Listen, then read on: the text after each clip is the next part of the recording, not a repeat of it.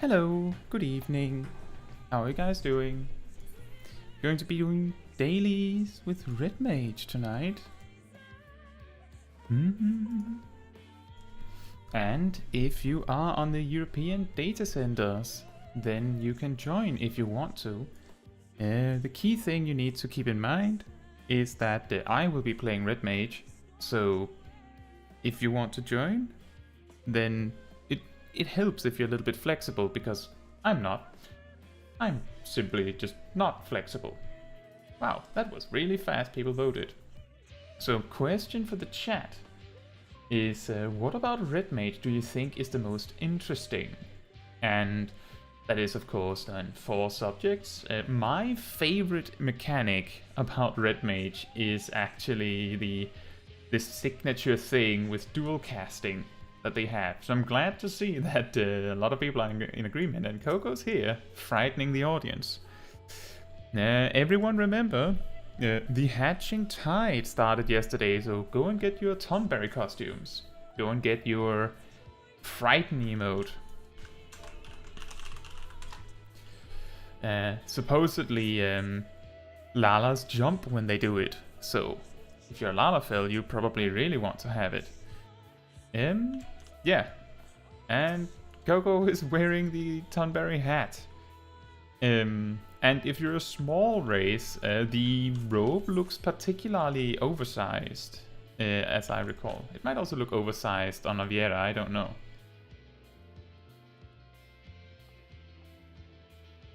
A hat. It is, I suppose it is a hat.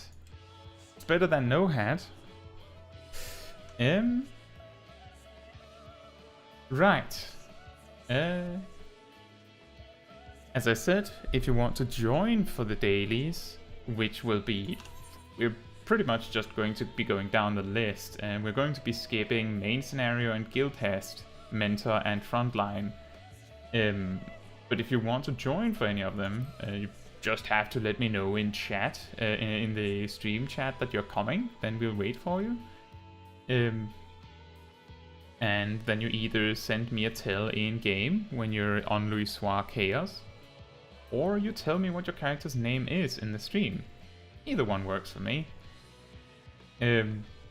Or you can also just watch. I have realized that I have a surprising amount of lurkers sometimes, which is alright. So, hope you're doing well. If you want to give a live sign, just let us know. Or you can hide. That is okay.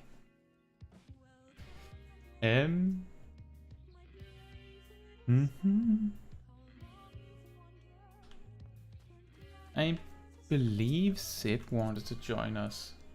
Let me just step outside. Oh, I have finished plants.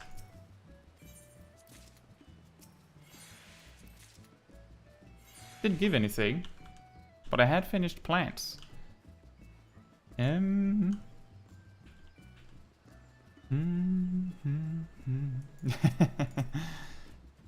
It does work a little better when you're wearing the costume, doesn't it?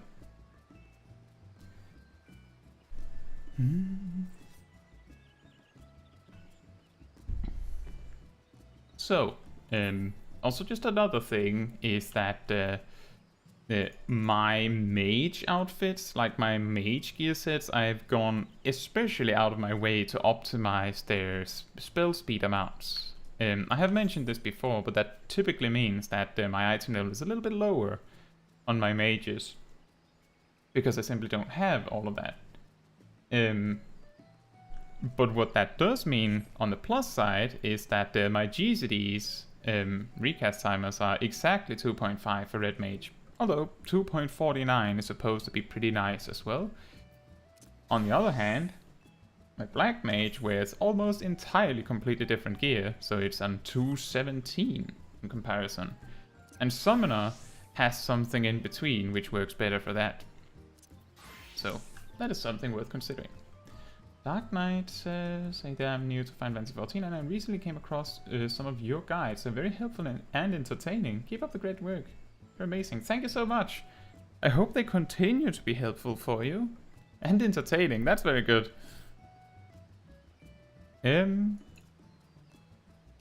Right.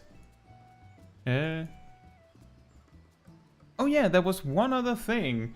Now, on Saturday, for April 1st, we're having a baking recipe video, which I hope you guys will find funny. It was really difficult to record. However, that of course implies that I have a camera. But it would be a little awkward for you to watch some rando you've never seen before for the April 1st. So on that note, my lighting is not the best, so excuse me. However, that does mean we can actually not need the chat blocker with Kai and Small Kai. So hello. It is me, Kai. The chat is supposed to be over here, so if I'm actually looking at the camera, there's a significant chance that I'm looking at what you're saying. And then the game is here, and then there's stuff over here.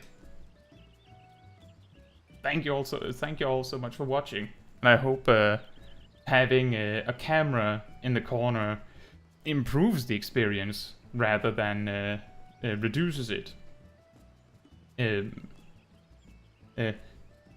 Jiri Fraff says, I recommend your guides to all of my friends. I'm convinced to start the game. Thank you so much. That's really awesome. Coco says, I did not expect this. What did you expect? How did you expect me to look?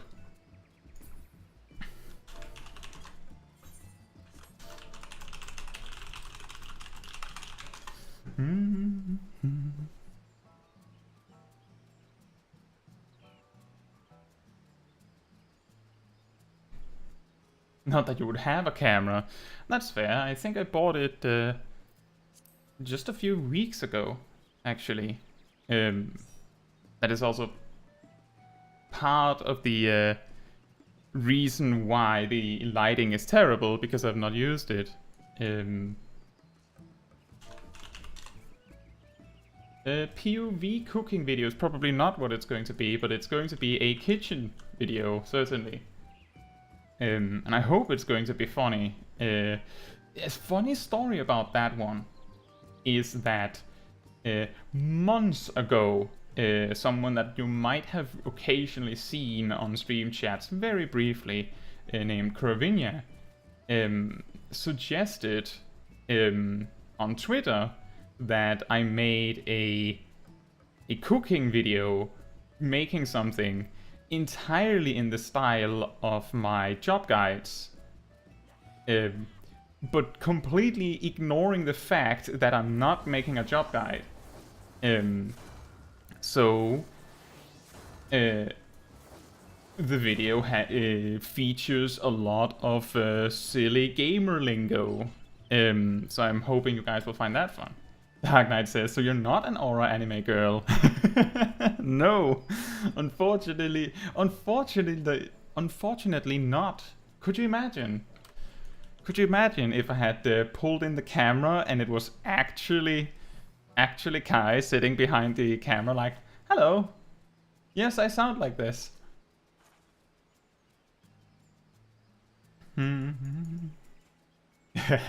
Sip says Frighten is just a baby mode inner release. It's the yellow inner release. Right. Sip is ready. I'm guessing no one else wants to join for expert roulette. But that requires that you have completed the main quest and that you're level 90.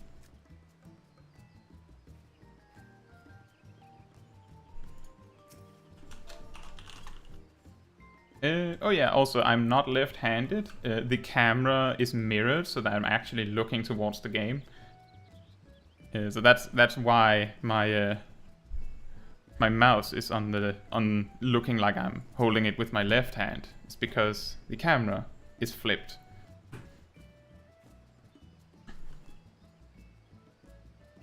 Right, I'm guessing no one else wants to come along for expert roulette, so I'm just going to ready check Seb. And Coco isn't getting asked because Coco has not completed the main quest yet.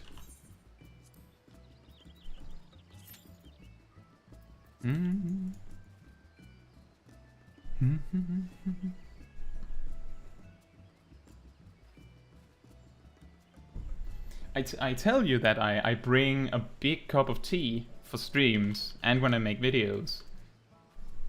This is it. I don't have a banana for scale.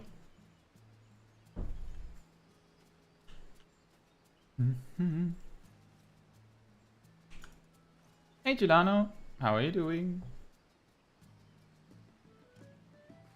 If there's anything you see in the camera going weird, please let me know.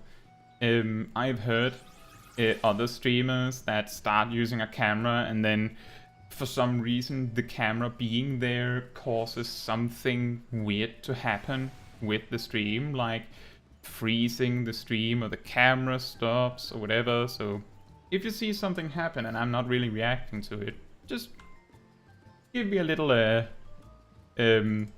warning in the chat, please. Really appreciate that. Delano says fine, and you? Great. I'm doing well.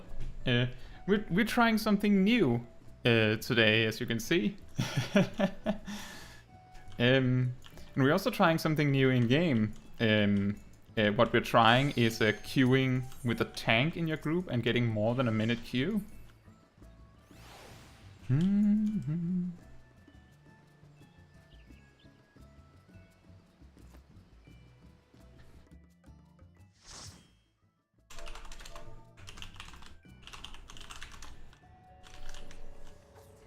Fell Court of Troya. Ah! Tip has been playing with portraits again.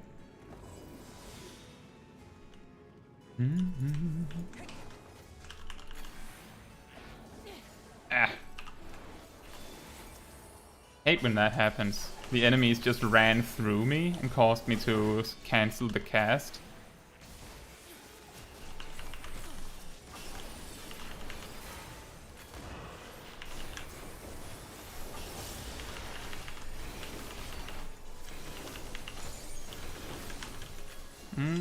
Missing out on the proc because we have balanced mana types.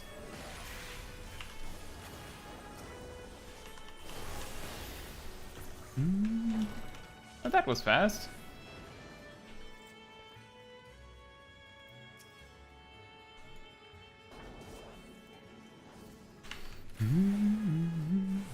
I should have saved one of my displacements. That would have made it a lot easier to keep up here.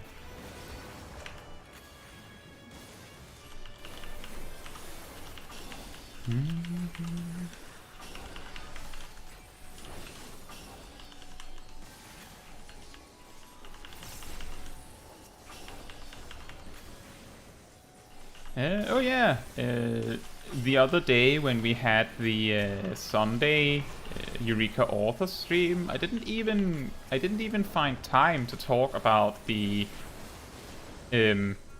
results of the poll. It was a little surprising that the winner in the vote was Eureka, so regular Eureka, not Eureka Authors. But that was interesting.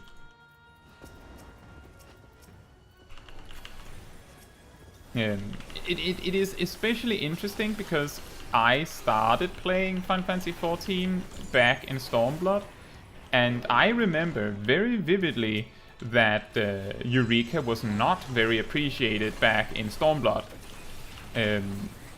But all of these kinds of contents that result in a lot of semi-solo play or casual content in a way tends to turn around and become better when you come back to it later. That seems to have been the case with Palace of the Dead, Eureka, Boja, Heaven on High, I suppose, although I don't have on record anywhere that Heaven on High was poorly received. And the best I have for Palace of the Dead is that some players don't really care for it.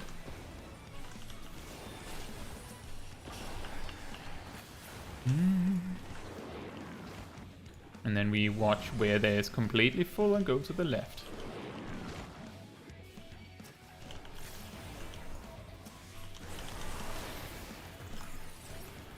This fight is really awkward in terms of using cooldowns, because using a cooldowns on any of these packs feels extremely overkill. But not using them also feels awkward because the fight is really long.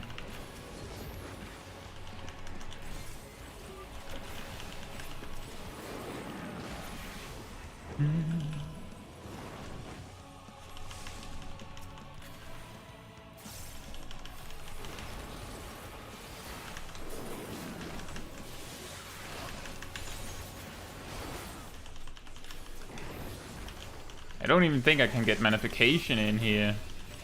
No, there's no point. The boss is already dead. No point at all. I think it's an interesting aspect to this dungeon is that the first boss can really, like, if you try to pump your damage as much as you can, then the rest of the dungeon, your cooldowns will be all messed up. It's completely messed up. Which, for some players, can be very difficult to work with, or they will have to, like, fix them on the first pack afterwards. This is, I think this is interesting in the discussion of, you know, 2-minute burst windows, which is an important subject these days, and that I tend to bring up surprisingly often, I suppose.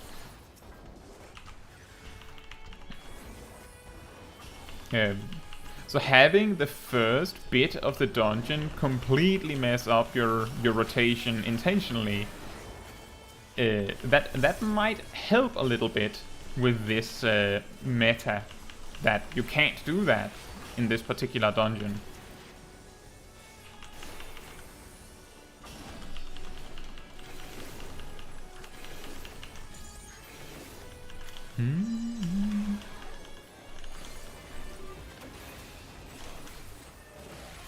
Here's a tip.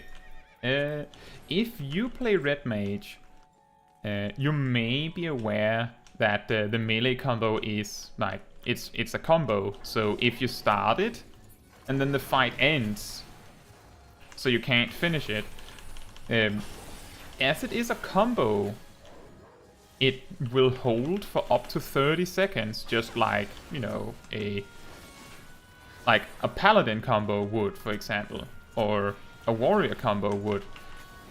This means that you can start the combo and then continue it 30 seconds down the line, or anything but 30 seconds down the line, I suppose. And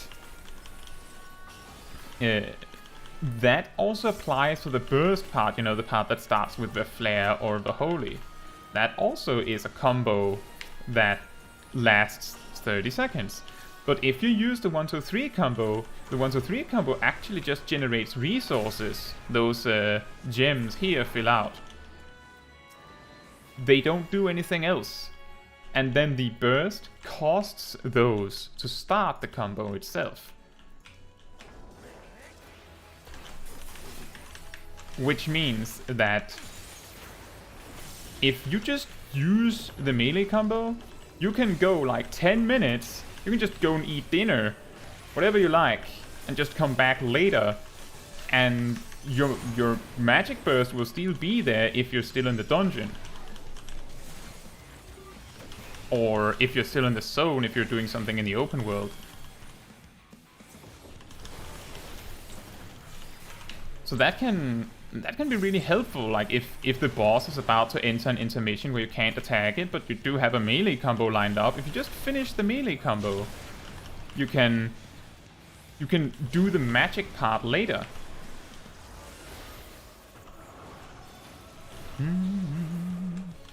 I used the swift cast and then remembered that if I do that, then I have problems with my flesh. So I had to also use acceleration. But that's fine. We had an extra acceleration waiting in the wing anyway.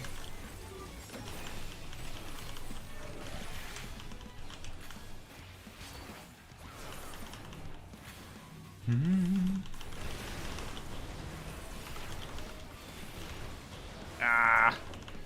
The flesh got wrong. I messed it all up because I just started running to dodge the mechanic that I forgot about.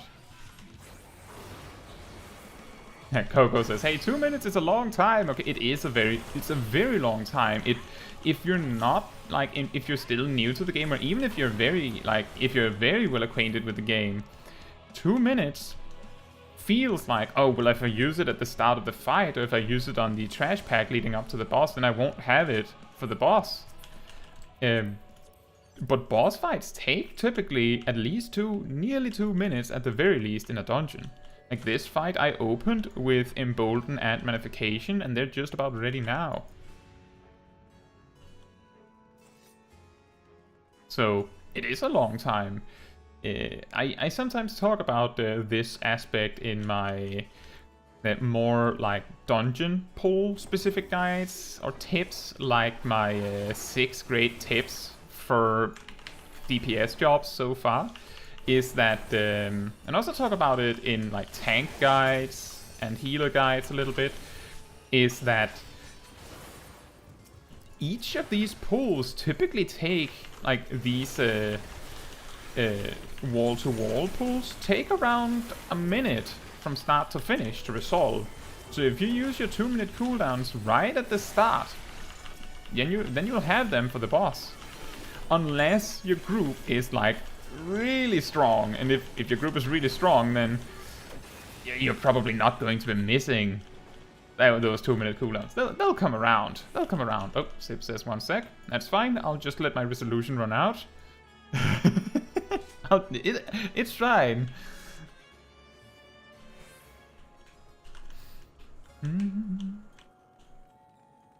I like to imagine Sip looked at the stream, saw that I had a resolution just sitting here ticking, and then thought it was funny. Uh-oh.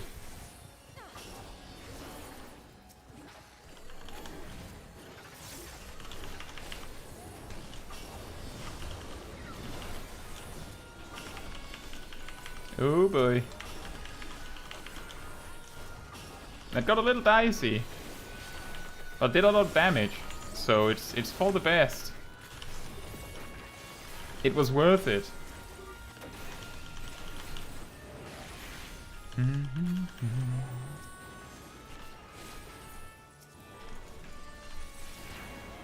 Didn't need to do that. Oh.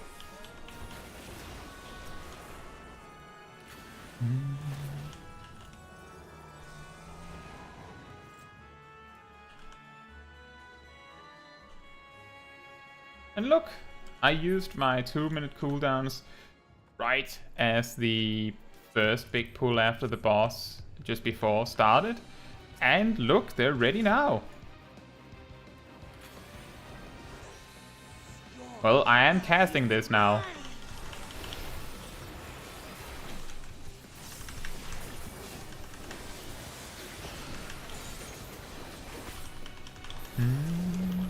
I could have planned that better with my mana, but on the bright side... Oh wait, let's see...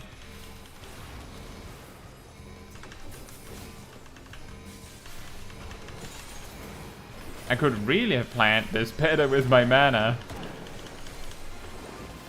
So if you hit the walls on the outside here with the spread markers from just now, then it will remove the barriers. So if you're not careful with those, you can actually end up in a situation where the boss isn't dead and there are no barricades left. So That's why I tend to lean very close to the middle if I can for that mechanic.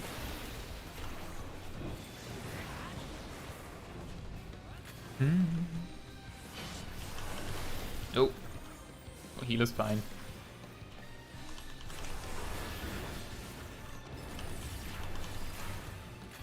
A little unapproved triple weave.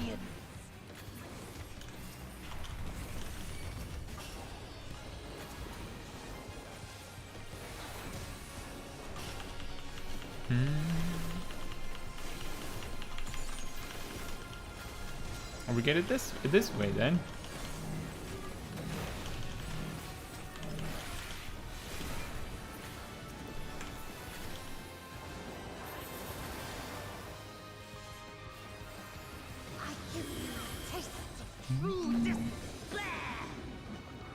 And I don't even use Lucid Dreaming at all. My MP just doesn't go low enough that I remember. And I planned my dual cast really poorly, so I had to redo it.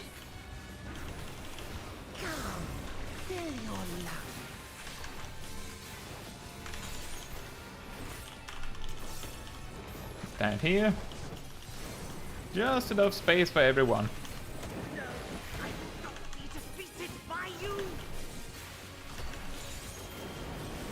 Oh, no barrier behind me.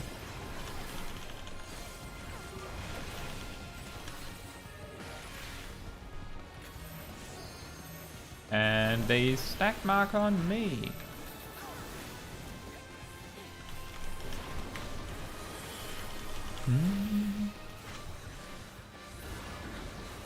Nice. That went well.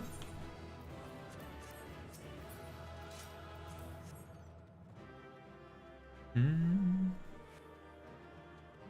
2 minutes is also a really long time if you're still just standing at my house. Go.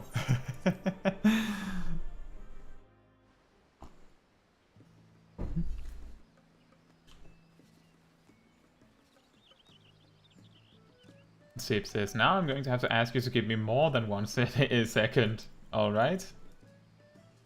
We can wait a little bit.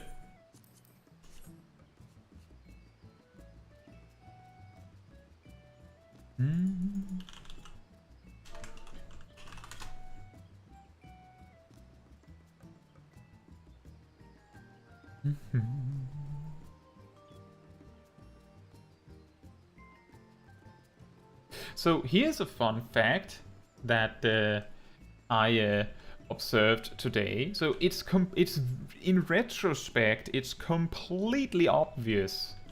It's a healer thing. Is that if you've ever seen tooltips, like for instance, Fey Illumination is known specifically for this. It says increases healing magic potency. Specifically, it says healing magic potency of all nearby party members by 10%, while reducing magic damage taken by all nearby party members by 5%. The healing magic potency part is the important aspect that I wanted to highlight here.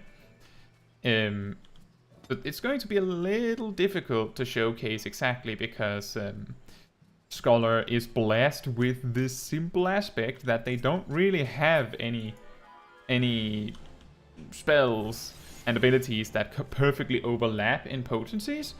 But what we can say is, we can see here, Physic does a crit, does a... okay then, around 11,000. Around 11,000, right?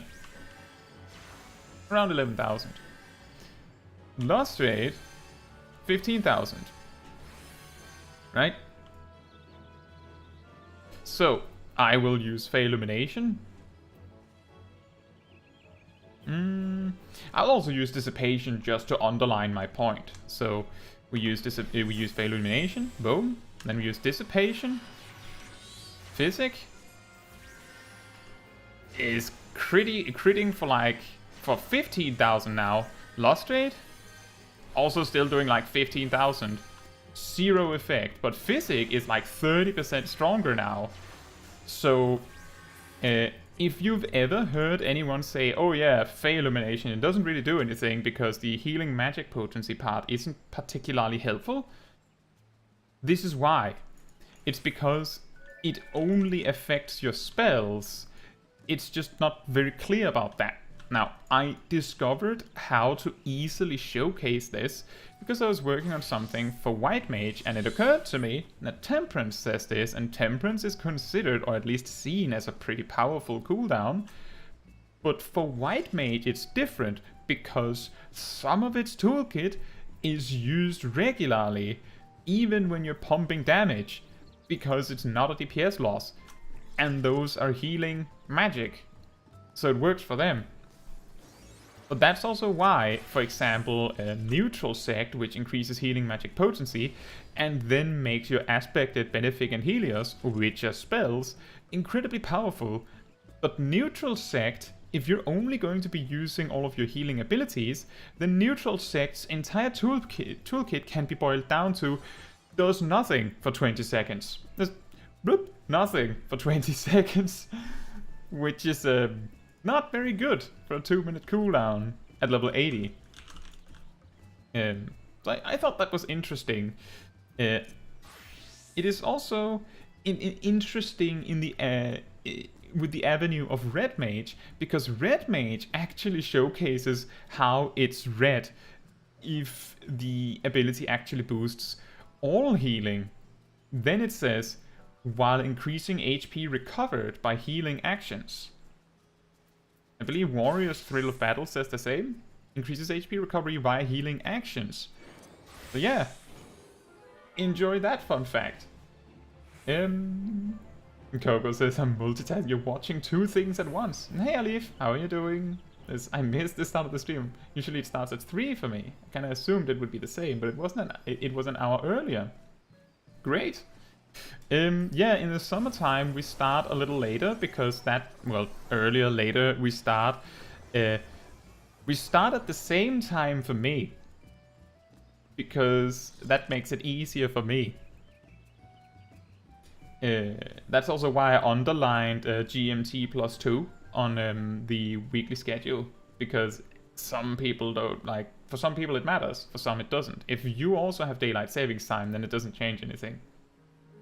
Hey Tracy, how are you doing? Zip, did you say you were ready again?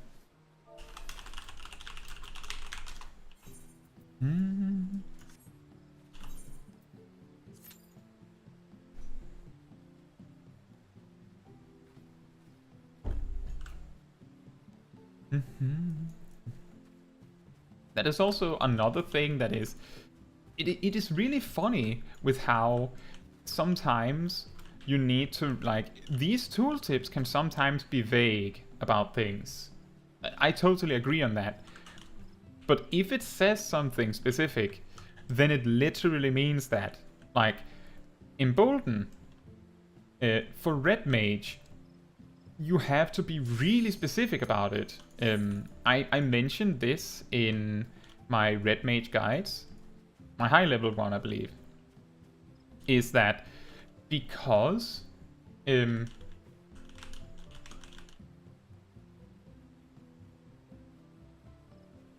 thank you, Maha. Thank you so much.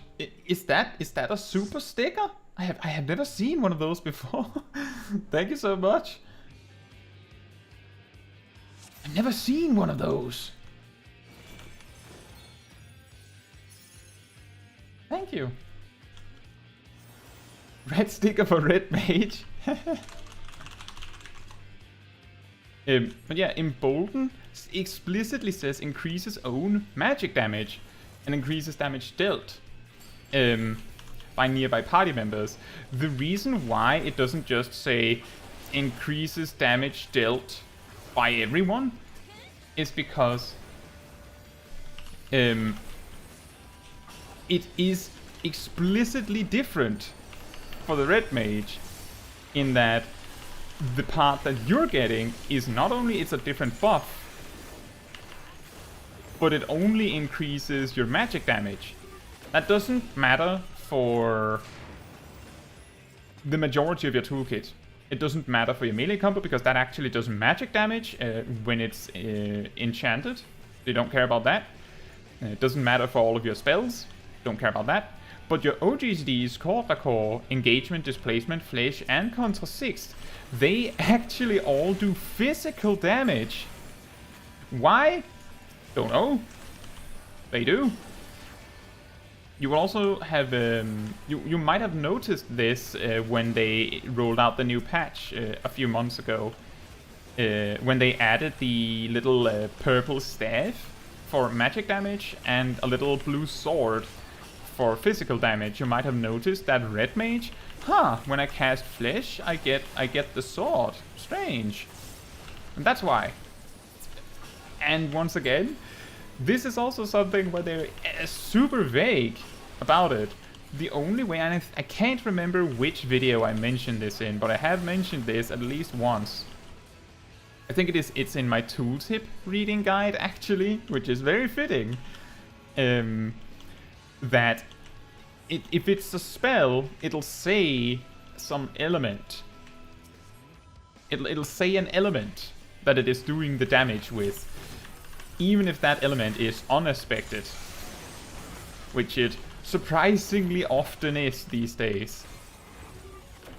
But if it's a physical attack, then it will just say delivers an attack. It's just arbitrarily an attack. So that's something to watch out for. Oh boy.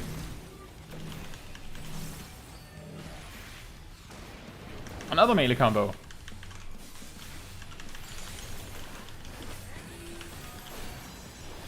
And the sure cast right on time.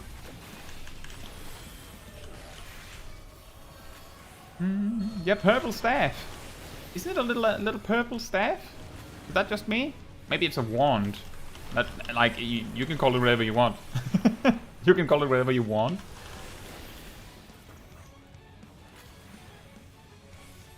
Ew. Uh-oh. Just barely made it.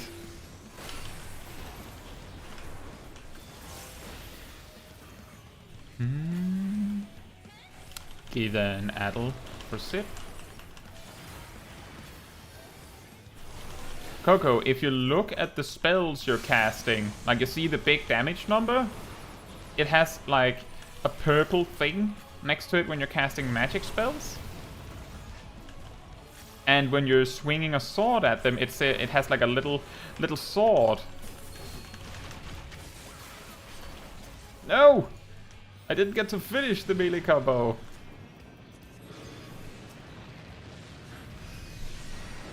But back in 2022 and before, you know, back in ye olden days, we didn't have that. You just had to either know, maybe it would mention it in a, like in the combat log, in the battle log. Maybe it would. But if it didn't, then you just had to guess. And while that doesn't sound like a big deal for a lot of players, because why would you care whether something is magic or physical?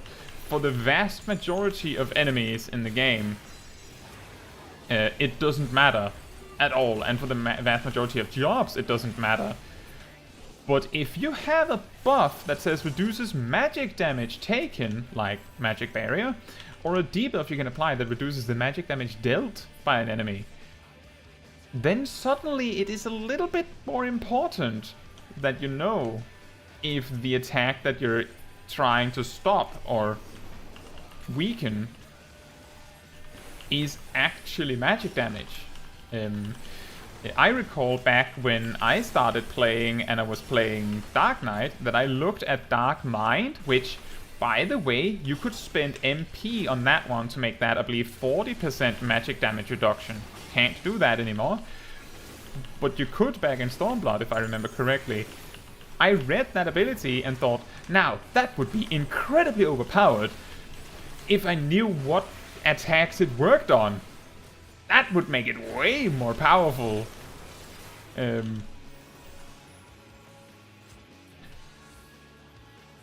Coco says, since 2020, time flow is different. True.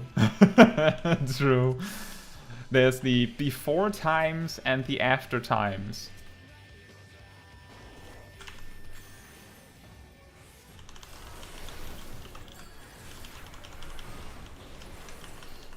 And Alif says, yes, I saw them at the damage number. Yeah, exactly. I remember I read about that. I remember a lot of players read about that and said, finally! And when we heard about this in the live letter, I believe.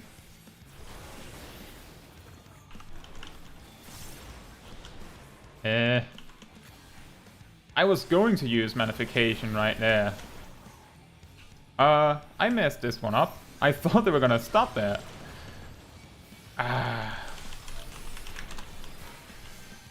For some reason I had viewed it as if it was done dashing there. So I dashed and then I realized I didn't have to. Chilano says, remember us. Remember that we once lived without damage type markers. Remember the days. That was a little dicey. If I had stood like an inch closer to the healer, then I'm pretty sure I would have sniped them with my laser as well. Just because of angles.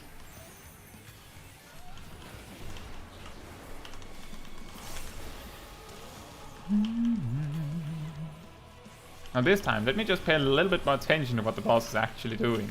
Okay, when it goes over there.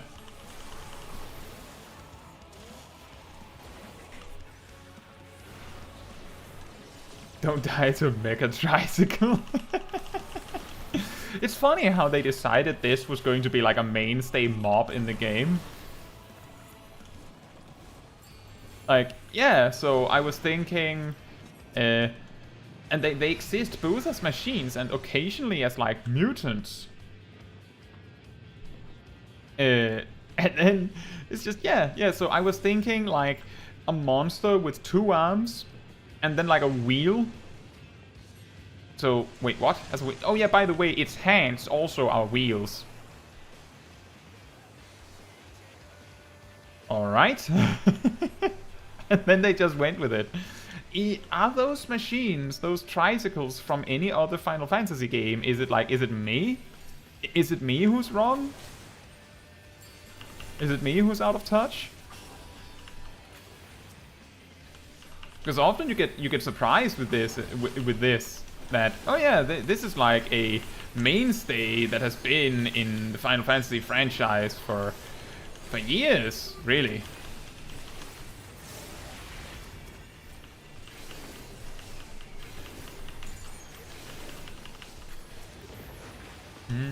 Coco says, I've never played a Final Fantasy game. Oh, okay.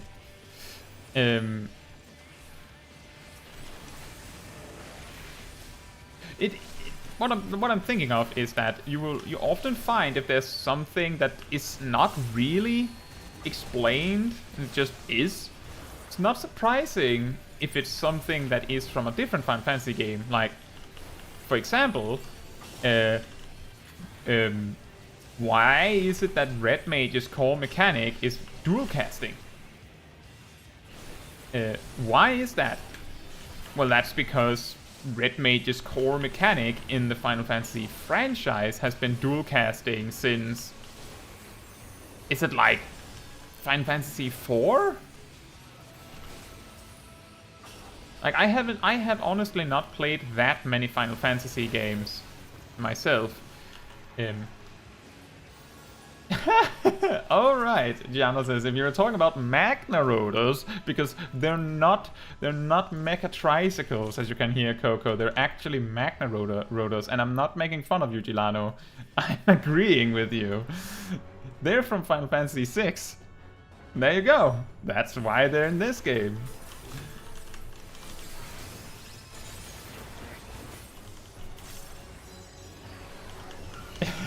I love that.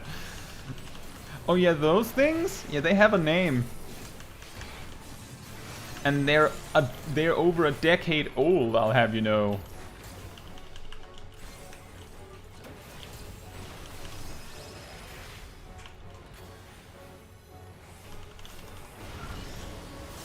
More melee combos. Oh nice. The perfect devilment.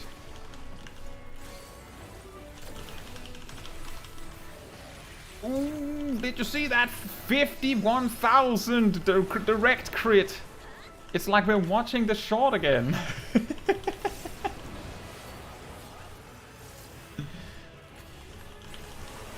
Oh boy.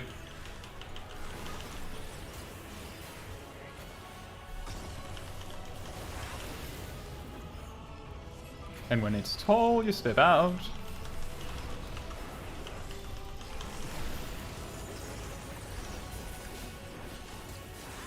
And then it goes the donut AoE.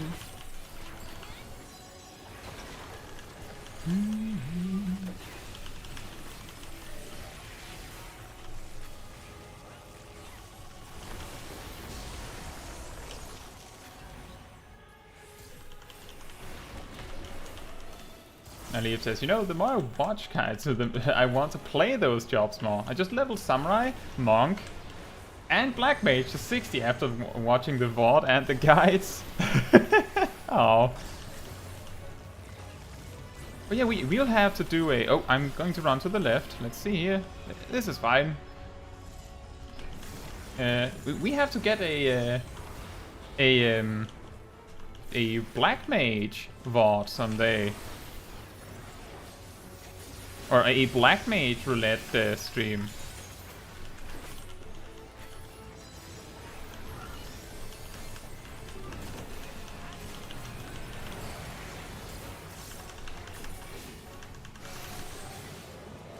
Nice.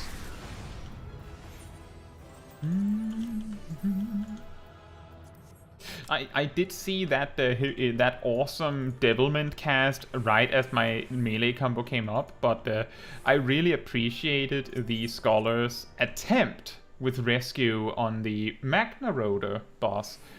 That was expertly done. Unfortunately, they were like 1 second too late, but at least they saw it. Like, I think that's commendable. Like, you're that aware of your team's position is really important. Let's see. Maha says, so speaking about in relation to other Final Fantasy games, when can I eat my power-ups and spells like a good blue mage should? Queena. And Delano says, Ma, I've been praying for a Q-Tribe or a Queena appearance for years. How...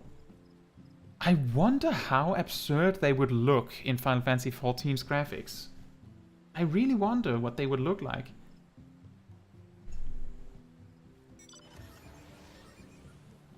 Part of what makes those kinds of like, because when I think of Queena, I'm thinking, you know, this big burly almost monstrosity looks almost like a doll with a gigantic tongue. It looks like a different take on the Pokemon Lickitung, right? Almost, sort of. Imagine that in these graphics. Oh, my plants have grown. Oh boy. Yoink.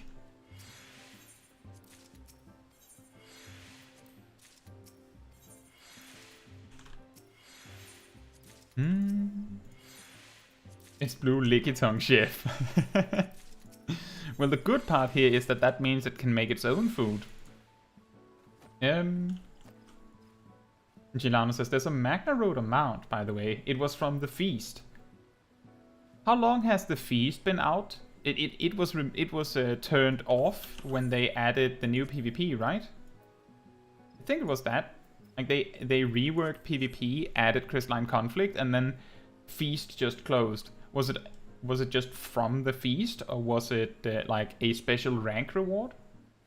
Because I know that there has been like special PvP rewards for ranking really high, and they sort of stopped with that because now you might want to sit down for this, empty your mouth, don't have water in it, It's going to land on the monitor.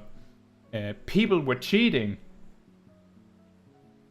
and win trading in PvP because there were rewards and they weren't getting banned for cheating. I know. Incredible! Who would have thought? It was from season rankings, yes. There was this, it turned out that the rank 1s from both EU data centers for like the first 3 seasons, if not 4 seasons, were win trading. Like crazy hard win trading. So, yeah, that's fun. Coco, do you want to come for 5, 6, 7, 8 roulette? And if you are in an EU data center, you can also join. We have 1 more spot.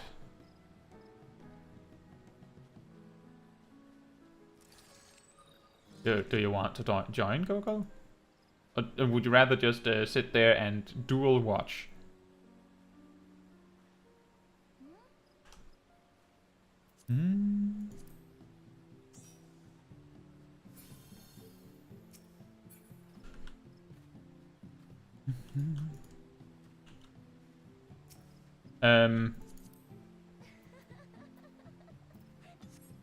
I'm going to veto that the Zip is going to be healing and not you, Coco. Because, not with that ring. Not with that ring.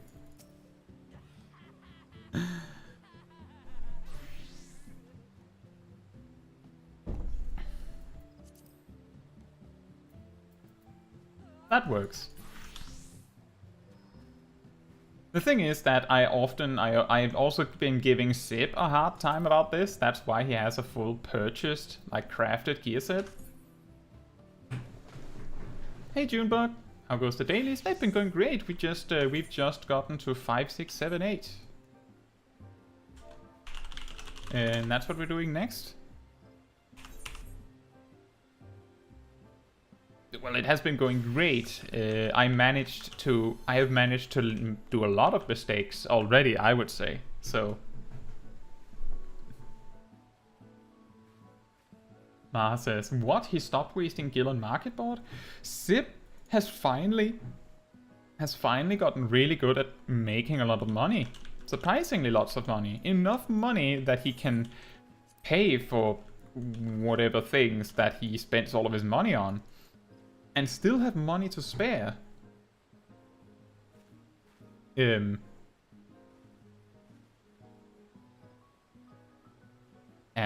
Zip quietly rolls in with the, actually, I have 1 million in my inventory because I'm too lazy to make money on anything.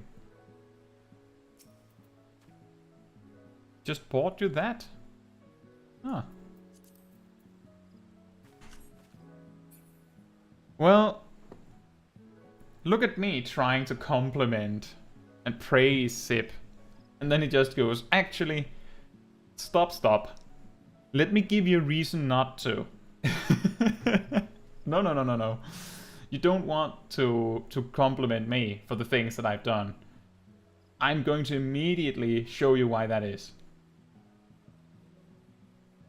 Zip, let me know when you're ready. At least he's being honest, that's true.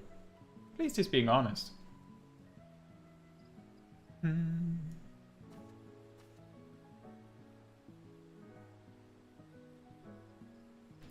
Coco says, I'm just a silly little sprout and I almost have 5 million. That's pretty good. Zip, you don't get that much money from MSQ, I'm pretty sure. We will be able to answer that very, very easily. Let me just see here. Yeah, so remember, take note that Small Kai has almost only done MSQ. Done some side questing, a little bit of side questing. Small Kai has 1.3 mil. So, I'm pretty sure it's not just MSQ stuff that Coco's been making money on.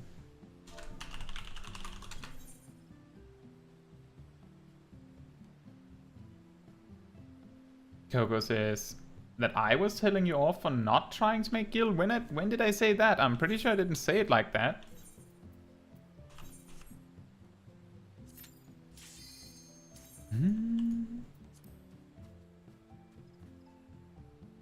And Leaf says, I think we spent a lot of guild on teleporting during MSQ. That's very likely. The first many levels are really painful. I remember, like, in the first many levels, Small Kai just ran places because we couldn't even afford teleports. Left. Right.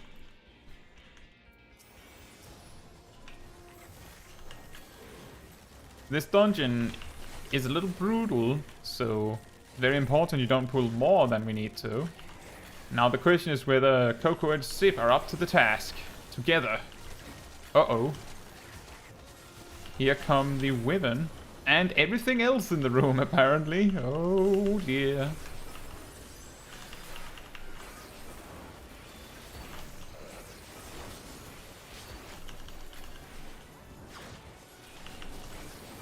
We have really clean, strong AoE. So it turned out well. This is like one of those pulls where you can pull an absolutely stupid amount of mobs.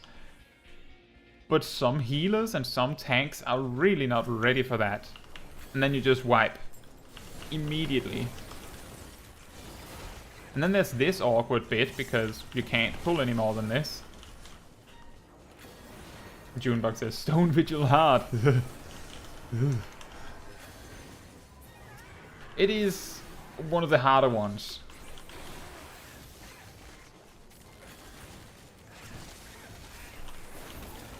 I don't mind it. It was actually, I think it was worse. They have reworked the second. No, wait, no, they haven't. They haven't reworked anything on Stone Vigil hard. Never mind. That's a Stone Vigil normal.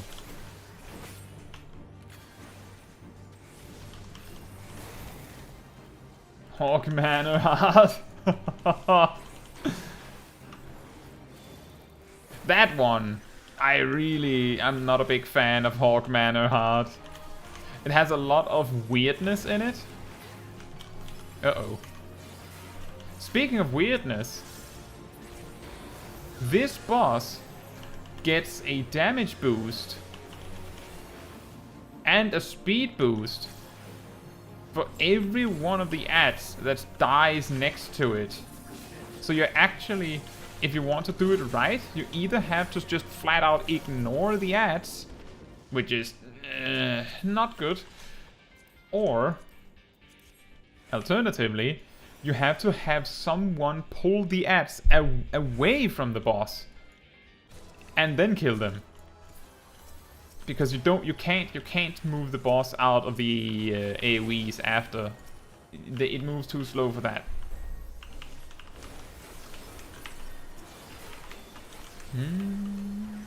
Gilano says, if they were to make a new hard dungeon, what recent dungeon would you choose for it to explore more of it?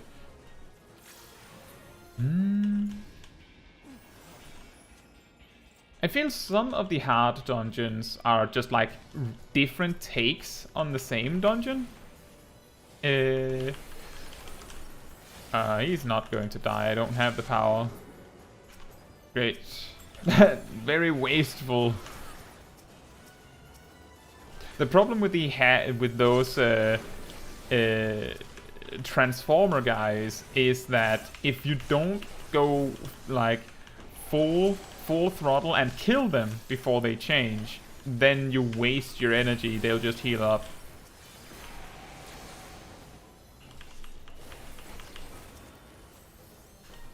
I was actually doing I did Snowcloak earlier today, with a group where in the last bit where there are those that transform, we would pull mobs up to them, and I was healing, so people wouldn't actually like too far away. People wouldn't stay and kill the mob. They would just attack it just enough that it wouldn't die in time and then run. Which made it very awkward. Oh yeah, we don't have an AoE spender for our melee combo here, so it's better to just save it for a big guy. Junebox says, I want them to delete the turtle boss in here. It's just so strange. It is very, very awkward to fight that one. I don't think they should delete it. I just think they should make it different. They should rework it. They should give it the Endwalker dungeon remake treatment and do something else with it. Remove those Bertha cannons. And remove the NPCs from the fight. And let us fight the turtle dragon. Nalitas, I'm not a fan of that either. To Gilano's question, if we're talking like a level 90 dungeon, I think what I would like the most to see more explored is one of the like the initial level 90 dungeons. Smileton, Stigmascape, or Dead Ends. I think either one of those three would be very interesting. Yeah, I think they play with a lot of interesting mechanics that they could absolutely build on, and the bosses there could absolutely be built on as well. One of those three. Bruh.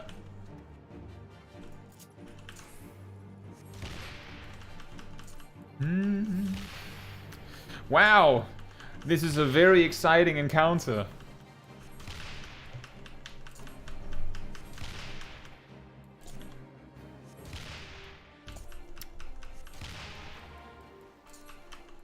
Whew.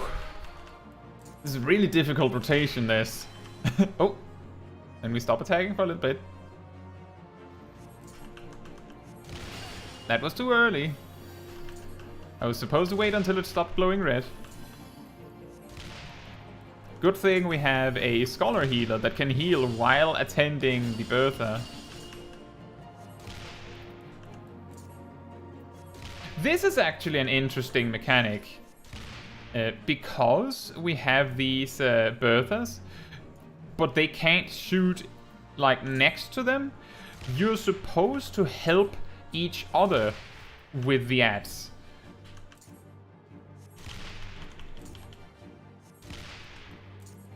The problem is that often it's difficult enough to just explain to new players to use the Bertha in the first place. And because of how easy the dungeon is as a whole, because it's a Realm Reborn, right? It's not that easy, but it's like people aren't, at this point in the game, they're still not used to dungeons actually being difficult in any capacity. So it really just sneaks up on them.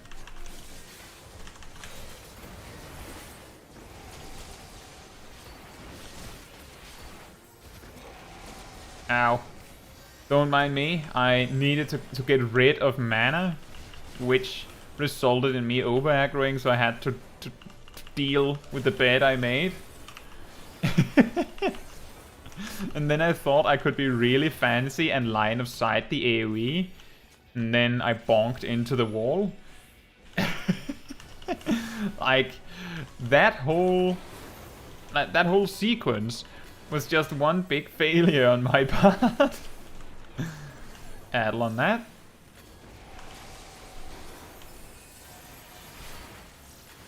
Gilano says, that reminds me, I never watched what the Steps of Faith became. Well, we did do it on Small Kai, so... if you can find I think actually the stream where we did Steps of Faith actually name drops Steps of Faith in the title. If you're interested in watching me do it. Oh boy.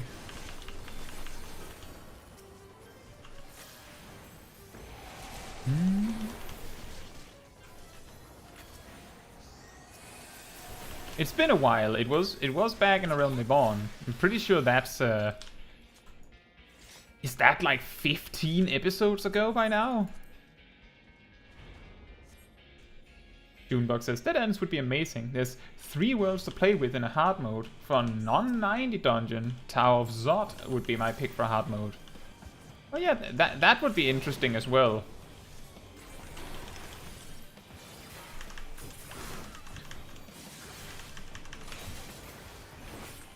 You found it. Excellent. It is a cool fight. I've heard that the failure condition for Steps of Faith is now the solo duty version is actually that if all of the NPCs die, then you lose. So while you just have to kill the boss and all the ads, if all of the NPCs die, then you just get the default lose.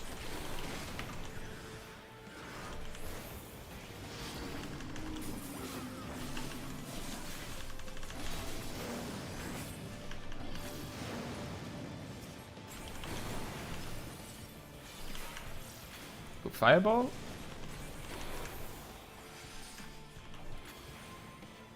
Did it have Steps of Faith in the stream name? I'm pretty sure it did, but it wouldn't be the first time that I thought it was super easy to find and then it wasn't.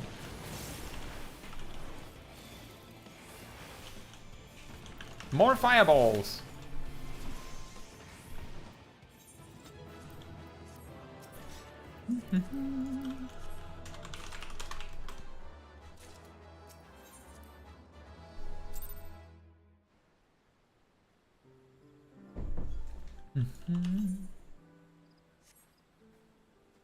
I'm guessing Coco got the command? Or no one got the command is also an option.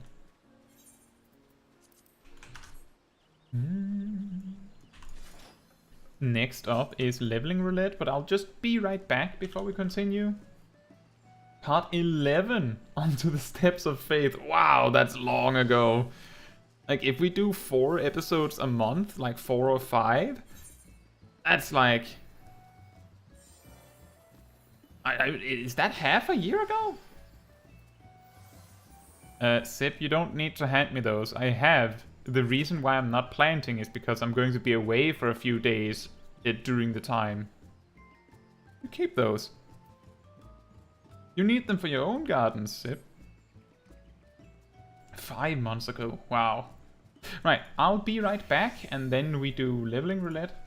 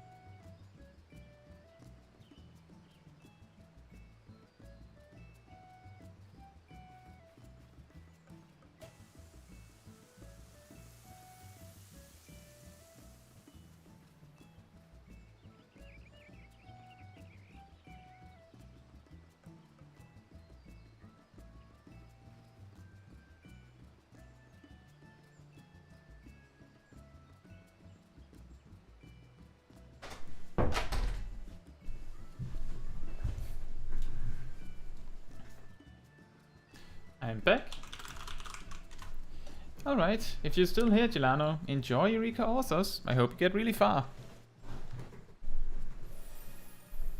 Right. Leveling roulette. I'm just going to say it again. If you are on the EU data centers and you would like to join, you can. You just have to go to Louis Soir Chaos, tell me in the stream chat so that we know to wait for you, and then just let us know who to invite, and then you can come along.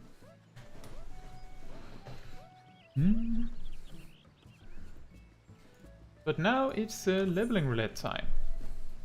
I think. Yep.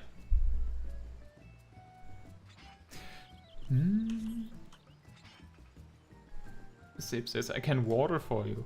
It's fine, Sip. I have a certain amount of seeds, and then that's that. Surprisingly, fun fact, market research, everyone, on EU data centers. It appears recently that Thavnarian onions are really taking a nosedive in value. I suppose that the market is too saturated. Just the other day, they were down, like they dipped down to 70,000.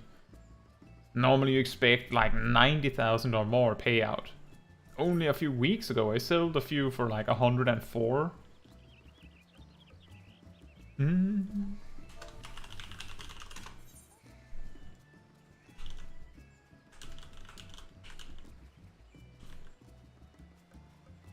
Junebox says, time to grab some. Well, the important part is that it depends on what server you're on. It might only be a Louis Soir thing.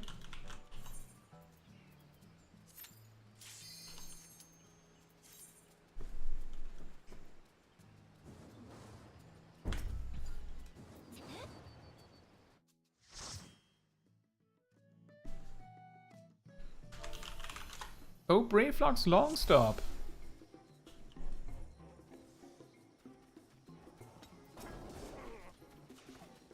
Just high enough that I have some of my toolkit. I have a melee attack.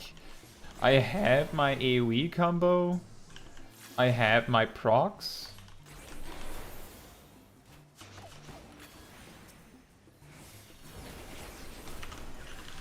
Just enough that the Red Mage sort of works. If you've ever dropped into like Copperbell Mines as a Red Mage, you'll know what I mean. I don't understand why the Arrow 2 is level 22. It really sucks. Like, that is a level range where if I have thought about the idea.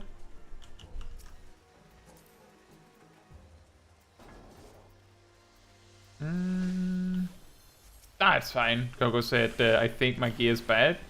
It's actually, like, for a Realm Reborn content, it is actually pretty normal to not have, like, a reasonable item level on... Now I'm silenced.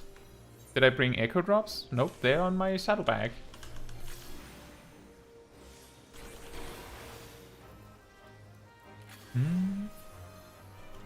But, like, I have played with the idea previously of, like, making guides for how to play a job that starts at a really high level in lower level content. For the vast majority of jobs, it's literally do the rotation for max level as best you can. And that's it. Red Mage, I think, is one of the few examples where you almost need help with the AoE rotation and the general rotation for a level below 22 dungeons, because that suddenly means that you need to somehow balance your mana so that you don't overfill on black mana during AoE, but also don't just sit at 100 all the time. So you need to, like, really, like, every time there's a single target opportunity, you just spam white magic to get really ahead on white mana, and then on AoE, you spam your Thunder too, because that's what you have. alongside Scatter. And it sounds straightforward, but just doing it in practice, it feels really awkward. It's weird enough that I considered that it could be worthwhile to have a guide on it, but I don't know who would be interested in it. And also, if you think about it, what other jobs would need that?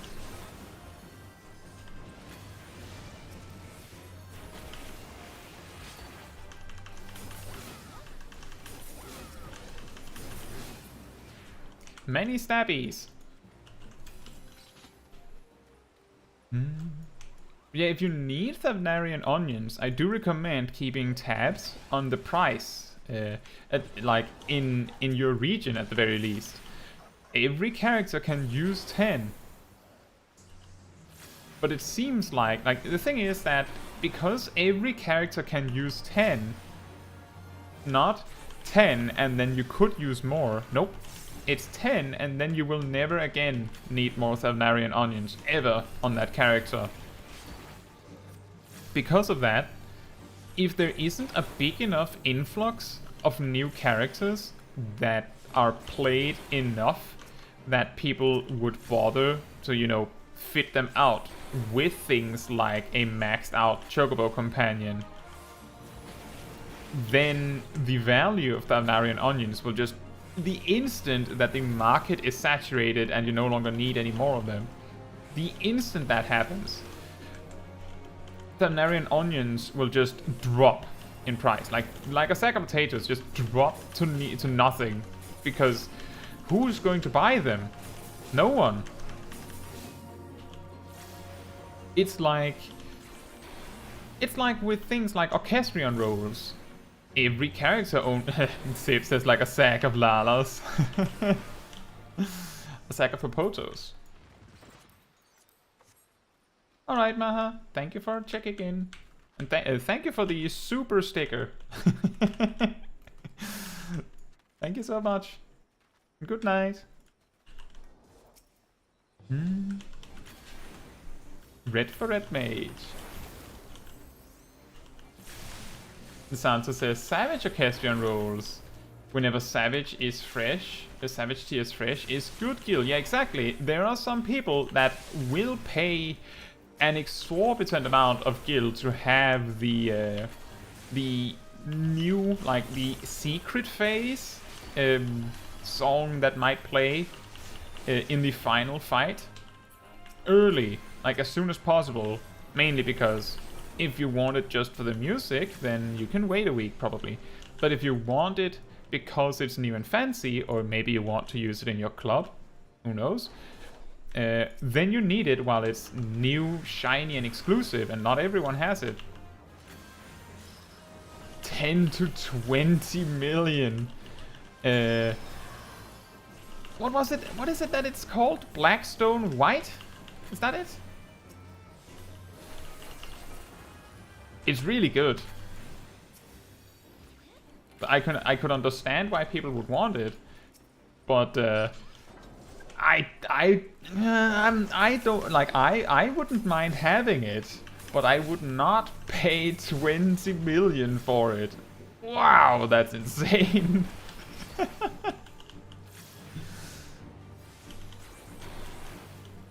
But yeah, exactly. I was going to say that it's the same with Orchestrion rolls.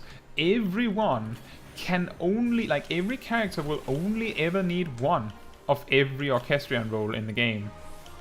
If someone has two characters, then you're going to need it for every character if you want it for every character. But ultimately, I think most players are only going to bother like maxing out one character. In that regard, I hope so at least, because it's already daunting enough to max out one character.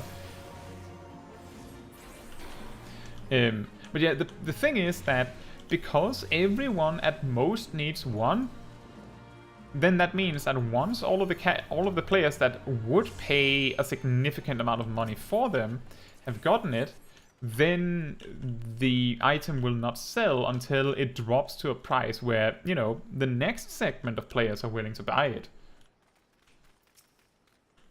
And then it will drop even further still. Like I saw that firsthand with the early to rise hairstyle back in Shadowbringers.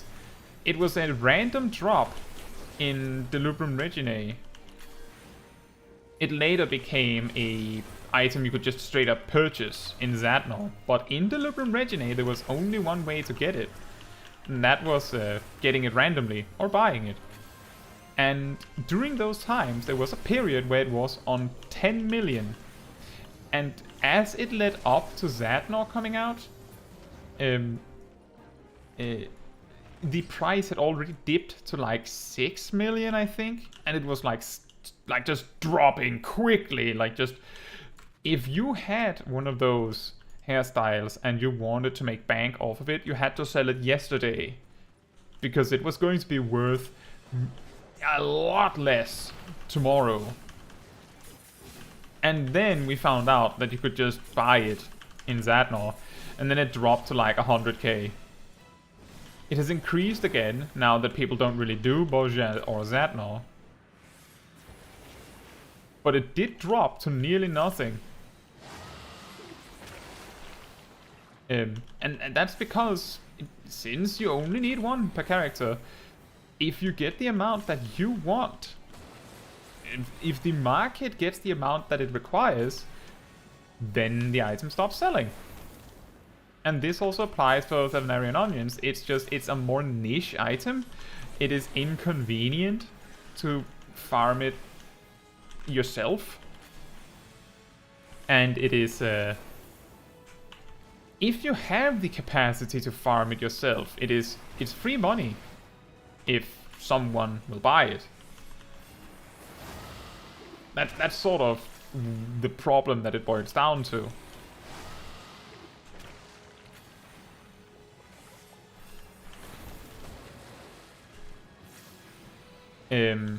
And all these items that everyone can use one of. I remember that a lot of those items, I feel like a lot of them really increased in value in the months after the huge influx of players in super late Shadowbringers.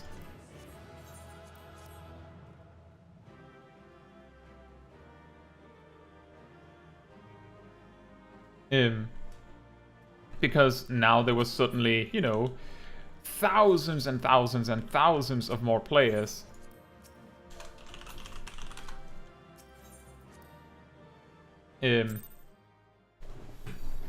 So there wasn't like a need for more of these items.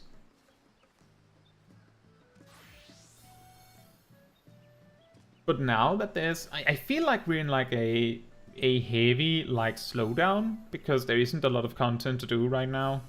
That of course leads to people not playing, people not needing to buy these things, not caring to buy these things. Santos says, I paid 200,000 for the final day orchestrion. Most I'd spend on one. That sounds about right. And crafted gear is one of the more dramatic prices. Week 1 versus week 3 are completely different.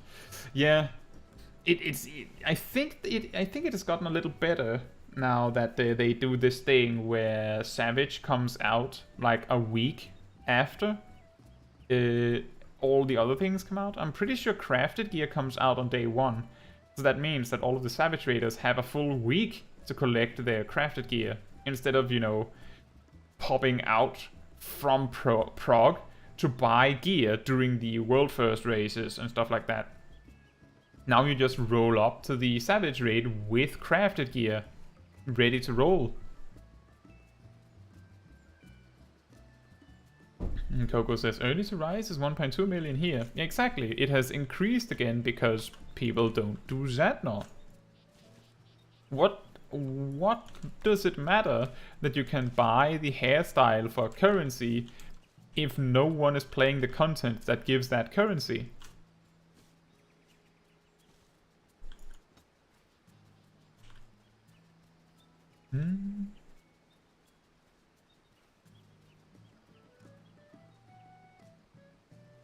And Santos says, I like the delay so that I can wait until Monday to get mine, so it costs a fraction of what it would otherwise. Yeah, exactly. That is good for the Savage Raiders. That actually means that the fact that crafted gear costs an arm and a leg on day 1, instead of being all of the Savage Raiders that want to get the best gear possible on day 1 are going to get like raked over the coals to get the gear they need. This is now a luxury commodity. You don't need the crafted gear on day 1. In fact, if there's a particular good piece from the normal raid, you can take your time and make sure you farm the tokens that you need to get that for Savage Raid Week. And then you can buy the rest of the crafted set. And then you're in a much better position. And you don't have to pay the white out of your eyes, as we say in Denmark at least. And then it's just those that just want to have the crafted gear on day 1 that will pay this insane price. It turned on the magnifier. Are you ready for trials next?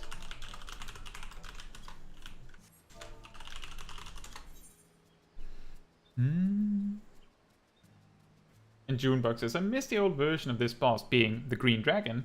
It's great seeing the flops absolutely covered in poison. You know, I liked the old version. The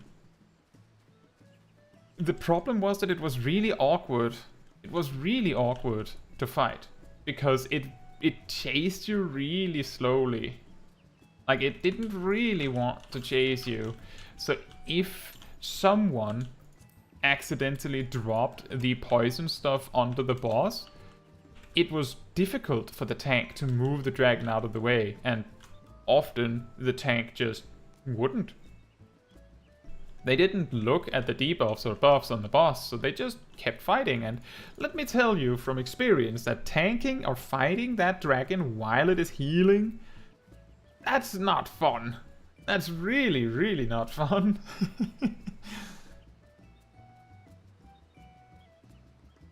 That's also true, Santo. You can manage to get at least one of your weekly tombstone gear pieces on week 1 before the Savage raid as well.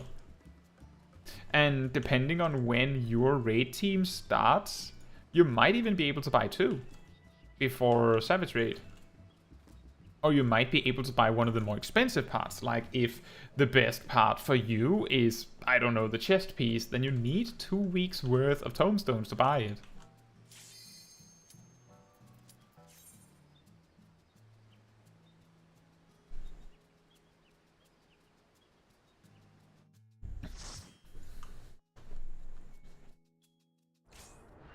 Ooh, King Thordan. He got some changes, but it's kinda subtle. He's still too easy.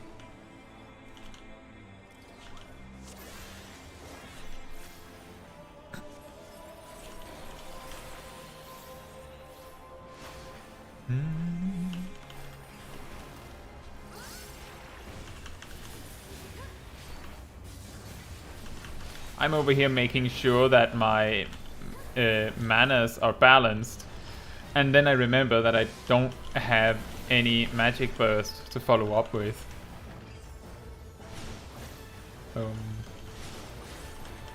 Junebug says they buffed Thordan? No, they changed Thordan. Junebug says, I heard on release this was a nightmare. That might be the case. When they went over and changed some of the Heavensward dungeons a while back, they also adjusted King Thordan a little bit. Like, there's a lot more happening in this phase. Like, originally, as I remember, he would just whack at you, and then after like all the stuff leading up to this Dragon's Gaze mechanic was just him auto-attacking you almost. So all that stuff you just saw with some of the Knights of the Round dashing around, placing AoEs on us, didn't used to be like that. But this is similar to how it used to be.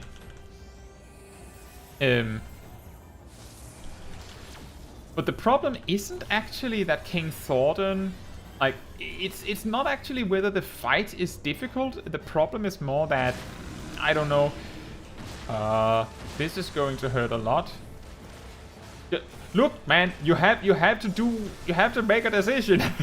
We have to split, but we also had like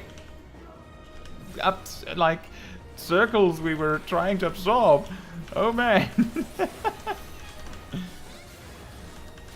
Hey Pokeshack, how are you doing? Pink is real? Impossible. I'm here. I've arrived.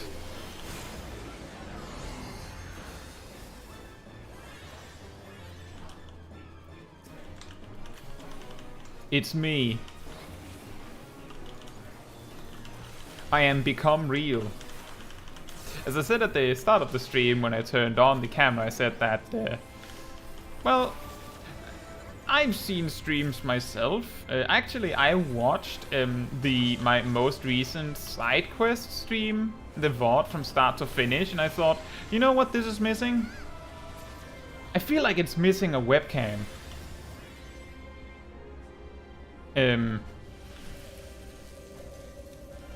So here we are. Oh, check this, I'm fine. That's good to hear. I'm also doing very well. Santo says, I've heard this song so many times from watching so much of people doing DSR. Santo, have you not done DSR yourself? Or practiced or tried it at all?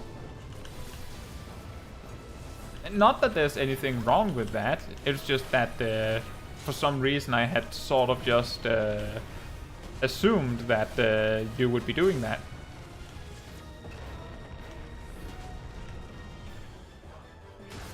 Doing Savage Raiding doesn't come with a requirement to do ultimates. That is a completely different ball game. So if you feel that that is too much of a commitment, that totally makes sense to me. The light of Ascalon.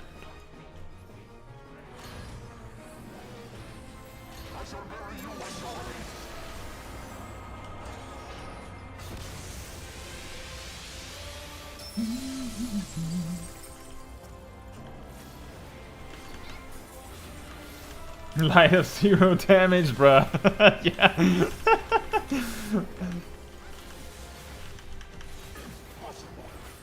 I think this last bit where he's just like flailing, trying to fight back, and he just doesn't have a chance. I think that is actually a cool detail. Like, he gives you everything he has, does everything he has, and you're still standing. So he's just there like, okay, I didn't expect you to live this long.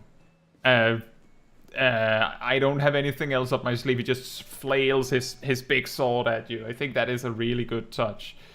It's not the only fight that has a feature like that.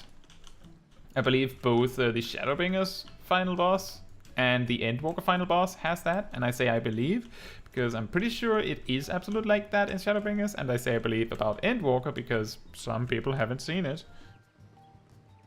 He barely even tickles.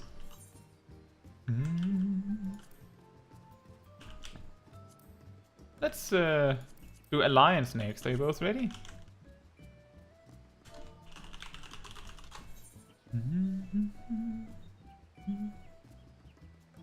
You know, I'm really happy to see. Well, I'm actually not sure. I'm happy to see that for the question for the chat, there's an agreement of dual casting being the most interesting aspect about Red Mage. But I'm also worried that there's a majority vote on that because it's the first option. I wonder if I should start making polls where option 4 is I just want to see the results, really. And then see how many pick that one. I wonder how that would go.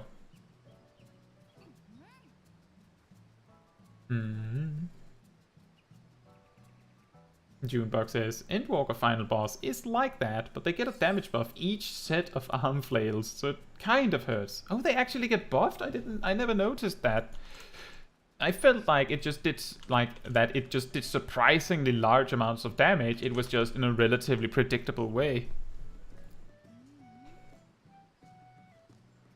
I originally did the final boss of Endwalker as Scholar.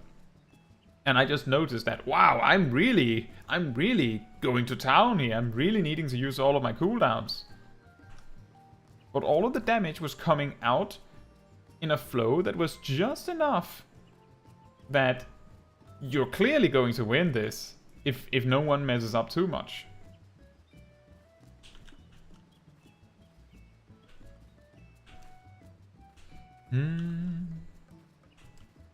Maybe the increasing flail damage is the extreme version?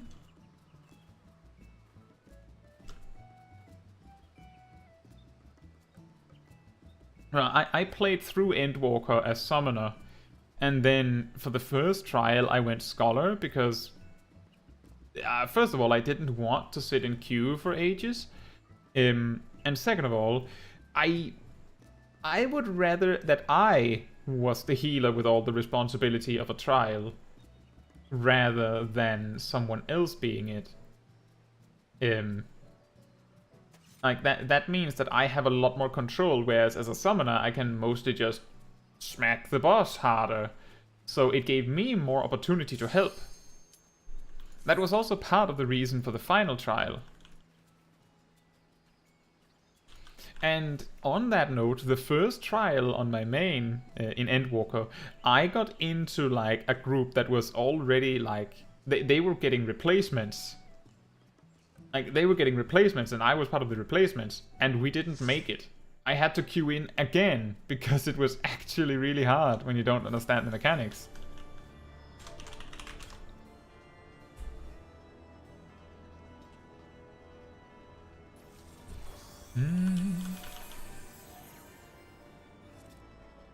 Sansa says, first Endwalker trial on normal has resulted some cursed runs for me. Yeah, exactly.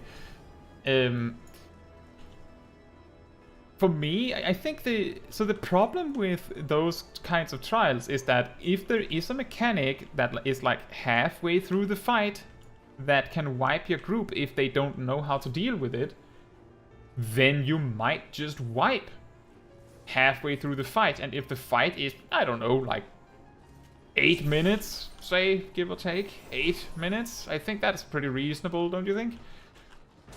Then that means that you go in 4 or 5 minutes, wipe, then you go in 4 or 5 minutes, wipe, and some players that, you know, do casual content aren't ready for that kind of challenge, so they will not improve very quickly.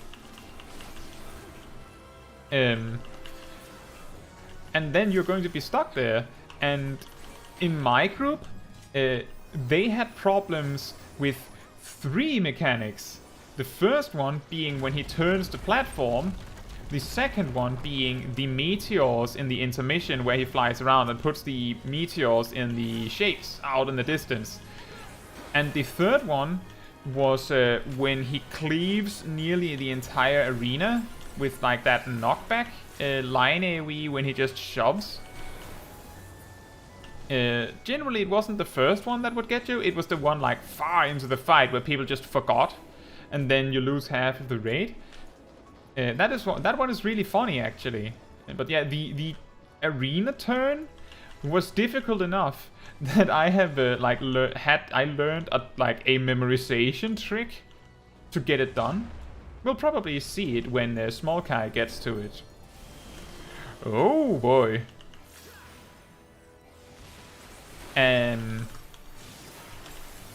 But the funny thing with the shove, like really far into the fight, is that it almost always occurs in this specific sequence. Limit Break 3 unlocks. Limit Break 3 stays available for a little bit.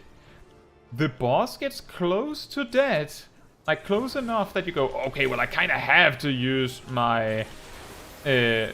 someone has to use the limit break, otherwise it's just going to go to waste, right? Someone has to use it, and then, I don't know, the Reaper or the Samurai uses it, because otherwise we won't get to use it, right?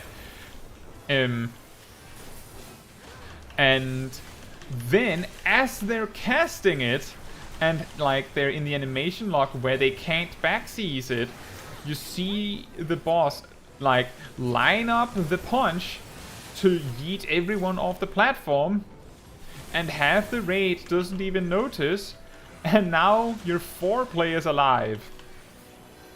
And the only thing I think every time I see that is, sure, it's a shame we don't have a Limit Break 3 right about now.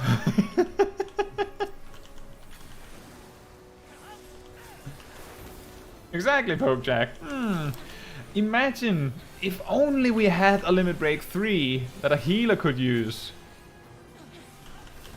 This is also why my 6 great tips for melee DPS strictly talks about the fact that while yes, you need to get that Limit Break used at some point, and talks about how late you should use it at the latest, there's also a very specific discussion about the fact that when you choose to use it, it means that the healers will not get to use it.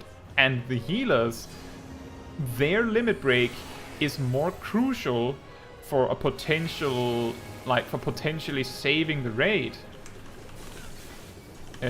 Whereas the DPS limit breaks just say, oh, we're already winning so hard that we can just finish the fight a little bit quicker.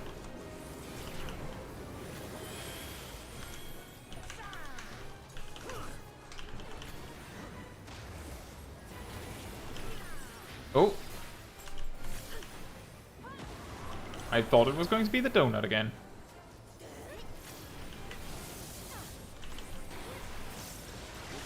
Ow. Man, if only I had second wind. Then you wouldn't notice as many of my mistakes.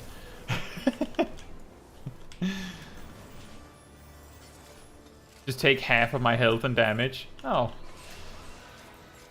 What I wouldn't give for a healing OGCD right now.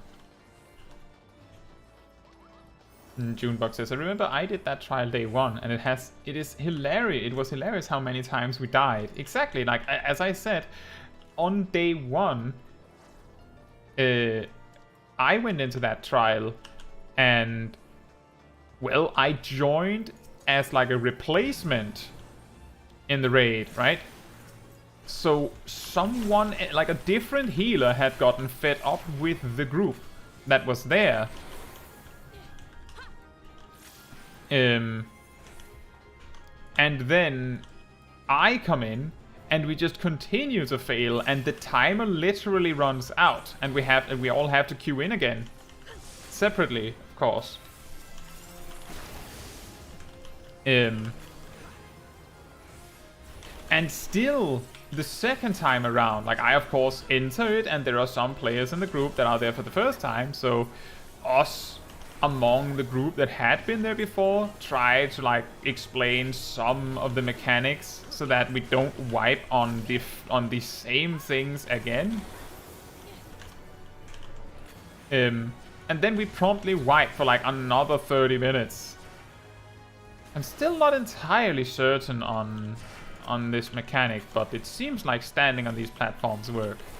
See, this is a raid where I never got to understand it. Oh, it's a toilet!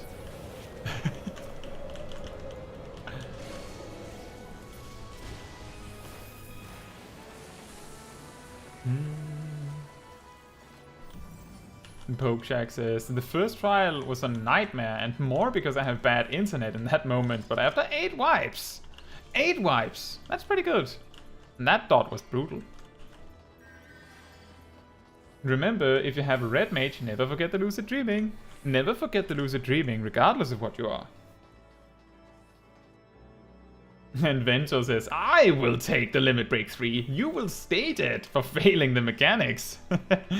You'll say that right up until the only surviving healer will not heal you through the quadruple stack markers because they're too busy racing people.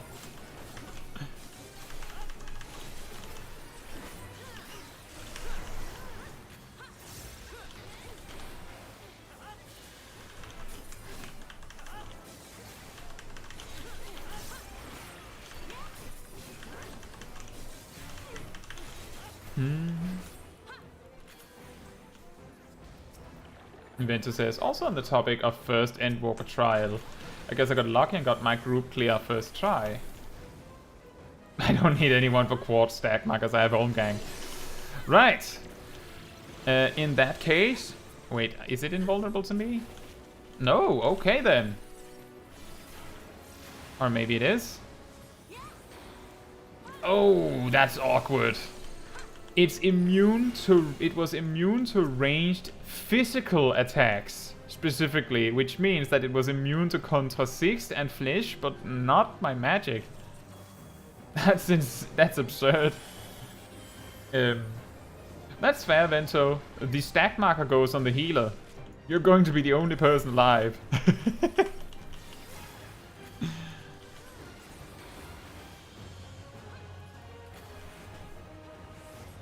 I know that there is like this whole meme that warriors are literally immortal, but I will say that when you look at it realistically, you're only immortal for like 8 seconds every 25 seconds. No! No! Ah.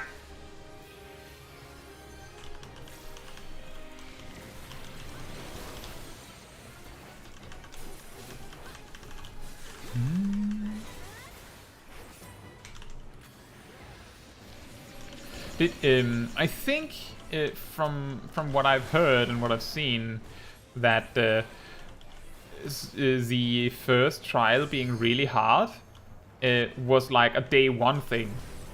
By day 2, people had the clears. They knew how to deal with the mechanics consistently, so new groups didn't have trouble with that.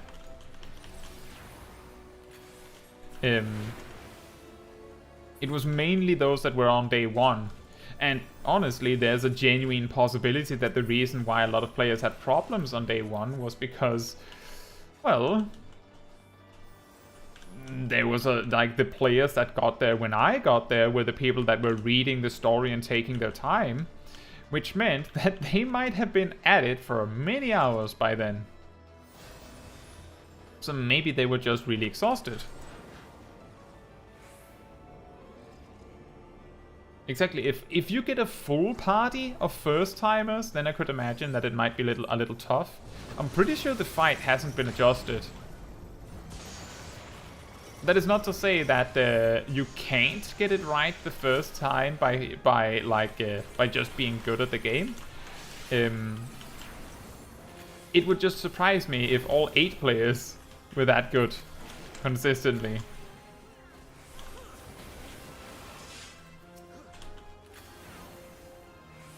Who knows? Maybe Vento got like grouped up with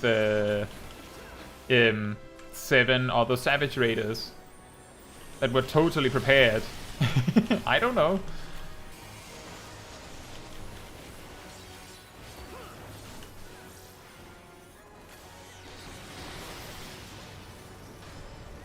Like some of the players I got grouped with, like that I've been grouped with for that particular trial. The big problem was that a lot of the players didn't realize that you had to like tip your camera and look like way out into the distance to see the mechanic. You know, the meteor mechanic. You actually had to like, you couldn't look down on the arena. You had to like drag your camera and look all the way out into the distance. Some players didn't realize that, so they just were like, okay, so the boss left, what now? And then the telegraphs happen and they're completely unprepared because they didn't see something was happening. They didn't like trace the boss as they left and went, okay, where did it go?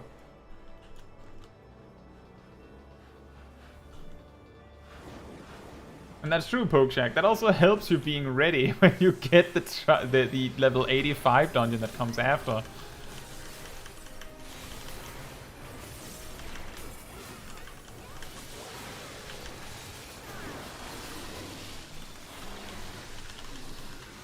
Bruh.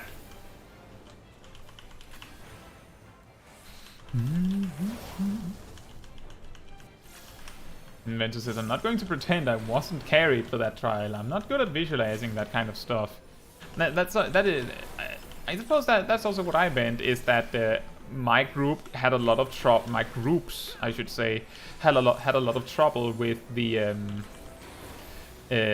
mechanic where the arena gets turned, and I had to deal with it enough times that I sat down and like made a system. And I still use that system.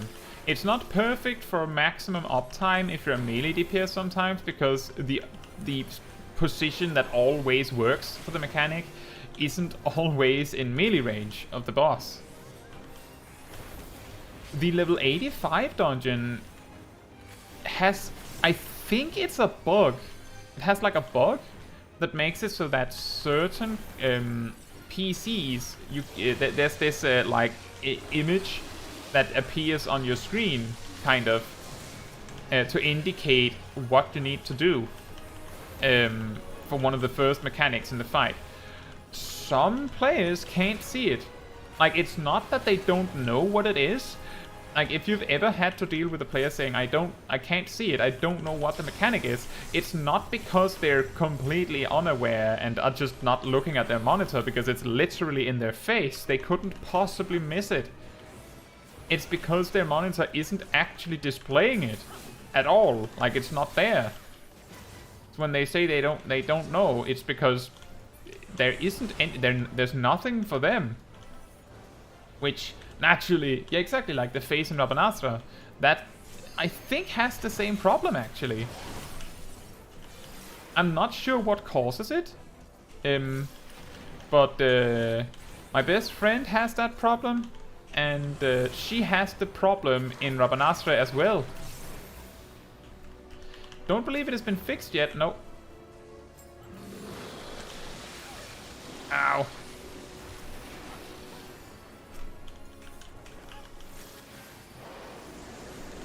It's really, really strange.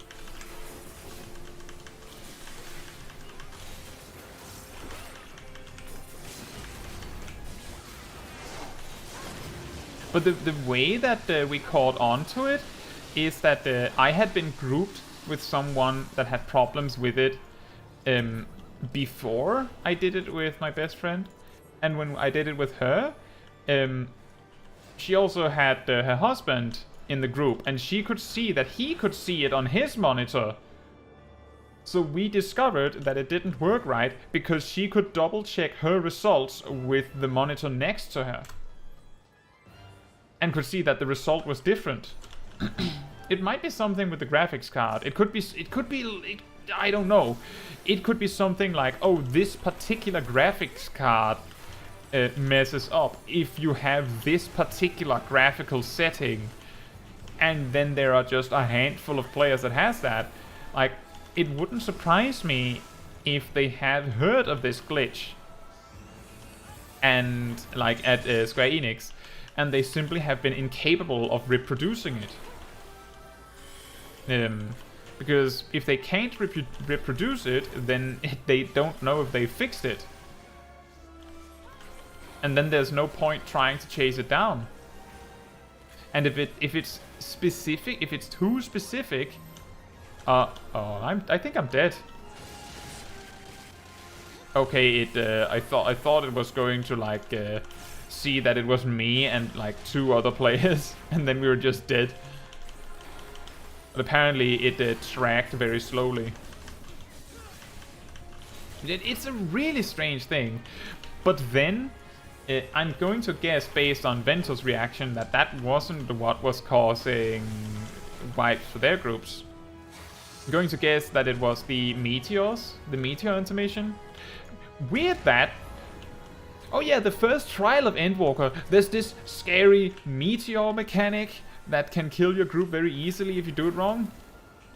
Oh yeah, the dungeon that follows right after the first trial, it has this difficult mechanic with meteors that can kill you if you don't respect it. Actually, in the level 87 dungeon, there's also meteors that can very easily kill you if you don't know how to deal with it. I don't know if they were like on some sort of meteor binge in the office when they made those, or if it was just a coincidence.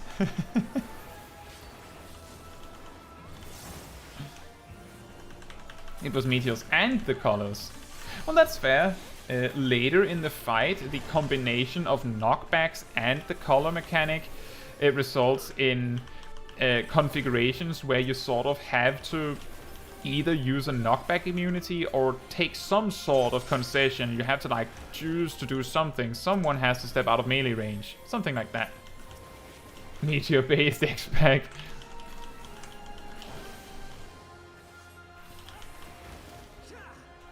It's based on meteors. It is, you might say it's Meteon.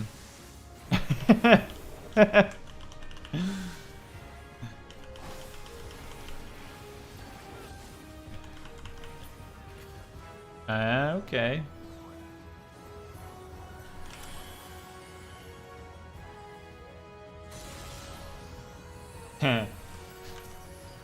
Popejack says, good point, you can learn the pattern of the meteors in the dungeon because they have the same order.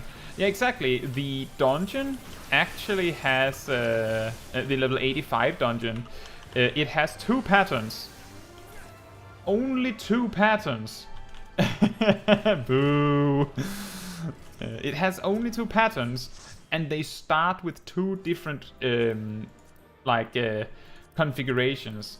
So if you just learn those 2 starting configurations,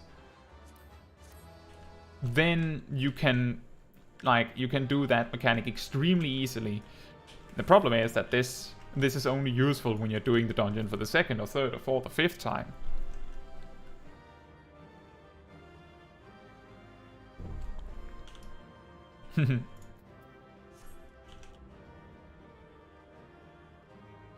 Yeah, exactly, Pokejack. When I leveled all... Oh, I still didn't get the minion. When I leveled all the jobs to level 90,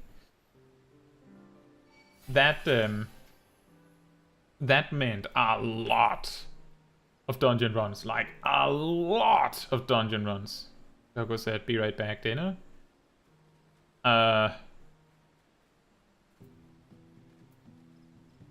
Whoops.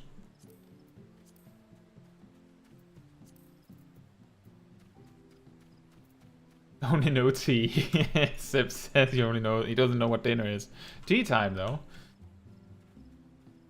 Vincent says, I just do meteors on reaction. It's not that bad. No, it isn't that bad. The reason why I found it helpful to learn the pattern is because I have actually done that dungeon with players that they just didn't understand the mechanic. They just flat out didn't understand the mechanic.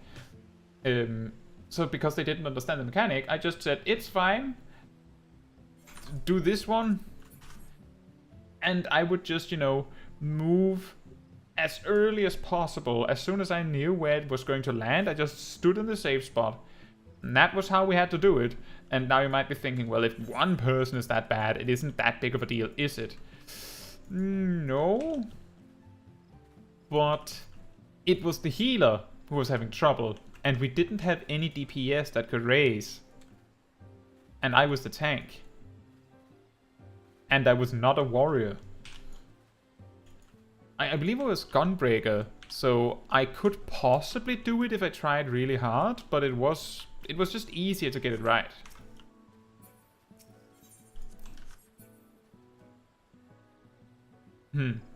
It's the danger Dorito, right? Or the safety triangle, depending on what on how exciting you want it to sound. Coco, are you ready again? Gunbreaker survival strats are so cursed. What do you mean? Don't you love to do Keen Edge Brutal Shell spam to heal yourself a little bit while using Aurora and Heart of Corundum on cooldown? And just praying that it'll be enough. It could be worse. Well, no, actually it couldn't be worse. Paladin can do the same thing and then use Clemency, but it's a little less bad, I feel like. Somehow, it's a little less bad. Yeah. 1-2 gives Brutal Shell gives a 200 potency heal and a 200 potency shield, Coco. It is I believe that it heals when you unlock it initially, and then the shield is added at level 52. But of course, you would have that when you unlock the job. I'm pretty sure I mentioned this in my Gunbreaker guide, Coco. Who needs to read abilities? Am I right, guys?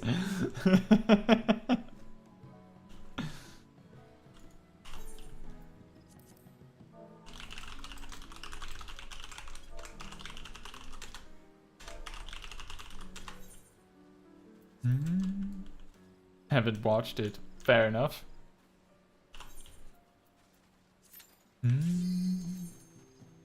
And yeah, tanking in an alliance raid is really awkward. You want, like, if you're, depending on how skilled you are and how much you care about it as a tank, you're going to be either in the position of, am I the main tank? What should I be tanking? And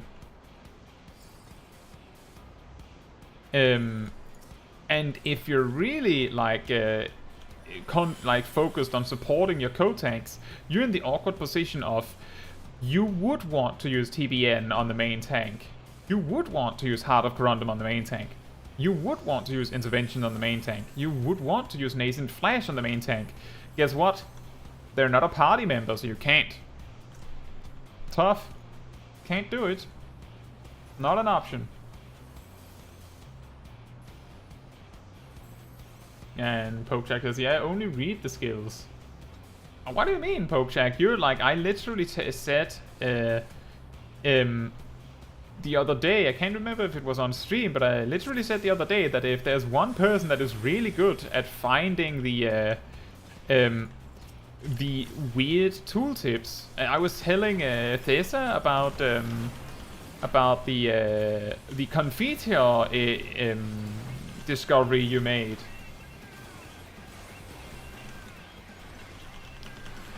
That Confiteor doesn't mention that it turns into the Blades combo. And the Blade combo doesn't mention that they turn into each other. It's just implied that each combo step leads to the next naturally. Oh, Pokecheck meant I only read the skills, you don't read the traits? Is that what you meant? Inventor says, wait, you can use TBN on party members? Yes, you can. You can use TBN on anyone in your group. That's like that. If you've looked at Warrior and thought, huh, kind of strange that the other tanks can't share that their defensive cooldown like that. Gunbreaker and Dark Knight doesn't have like an extra secondary version of their cooldown that they can share because the regular version can be shared.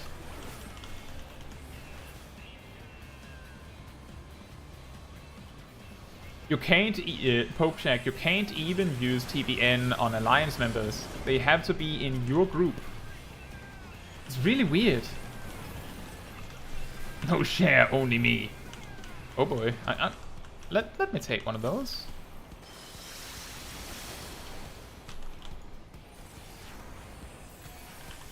Well, for Gunbreaker, they don't have very much incentive to share Heart of Corundum because they're sharing, like, they're losing out on the defensive cooldown for themselves, and the healing is something they probably want themselves. But Dark Knight actually has a vested interest in handing their TBN to someone else in some capacity. I mentioned this in my hardest jobs video a while back. is that one of the, like, the difficult aspect of playing Dark Knight optimally is that you can optimize your burst, like your 2-minute burst, by going into it with a full MP bar and also simultaneously have the Dark Arts buff from TBN. But if you're personally not actually taking enough damage to activate TBN, then the only way to do this consistently is to use TBN on someone else. To have them break it. Either your co-tank or a healer when their raid wides are coming or something like that. So, and if anyone's taking damage and you have MP to spare, oh boy, then TBN is basically, it's just free shield because you're guaranteed to get that MP back anyway. And if you're getting the MP back anyway, then it means that you're choosing between, do you want damage or do you want damage and a free shield? And if you block some damage, then you might save one of the healers a GCD. And if you're saving one of the healers a GCD, that means they cast an attack spell, and if they cast an attack spell, overall more damage done, right? So you have a vested interest in using TBN on others. Yeah, if you read the tooltip, actually, Dark Knight has 2 abilities they can share with other players. You can see here, creates a barrier around self or target party member. Now, an interesting thing is that, so the reason why I said that you'd want to use TBN on a healer is because when the Dark Knight is using TBN in this manner, you're using it specifically to get it to break. You don't actually care about whether you're protecting the healer. What really matters here is that you put the TBN on the healer so the shield will break. And the reason why that's important is because then you get the kickback of the Dark Arts buff, right? The shield amount actually scales with the health of the player that you use it on. So that means if you use it on your... Like, if I use it on me, I get around 25,000 worth of shield. If I use it on Zip right now, he gets a 8,000 shield. And if I use it on Coco, that's a 2,500 shield. And healers tend to have the least amount of HP in a raid group. If everyone has the same item level, of course. So if you're taking a raid wide in like a normal raid or something like that, if you use TBN on a healer, it is more likely to break than if you use it on yourself. Oblation also is usable on other players, so that means you can do both. Like that. And that is the same, it's the same idea, is that the Gunbreaker, Paladin, and Warrior got their defensive cooldown with the short cooldown upgraded. Dark Knight just got handed an extra one. I get, I don't know, half Oblation, I suppose. Take this. And that has to be shareable as well, for it to be balanced. It's not that great. 10%. But when it's stacked with TBN, it's starting to look like something. No more tea.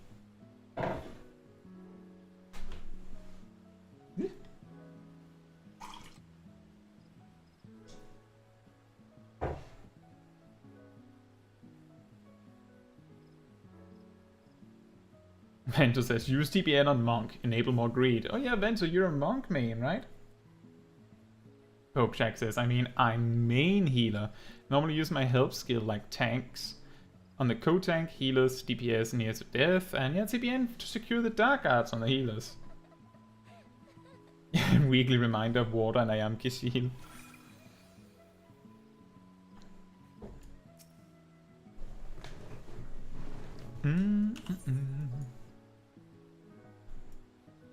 What do we have left? I think it's just a Euphrosyne that I'm missing.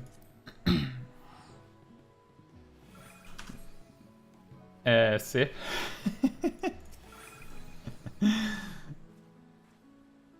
Primarily a monk main, although sometimes I'm assigned tank by the group. Ah, okay.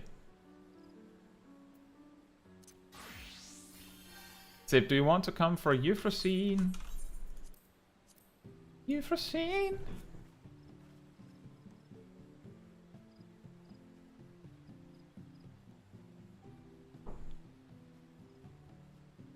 Sip. So is that a yes?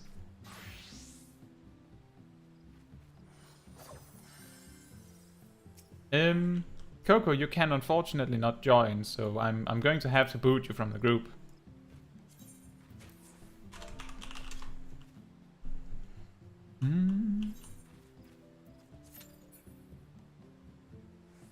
Dedicate to... Yeah, I got that last week, I think. I think it was last week.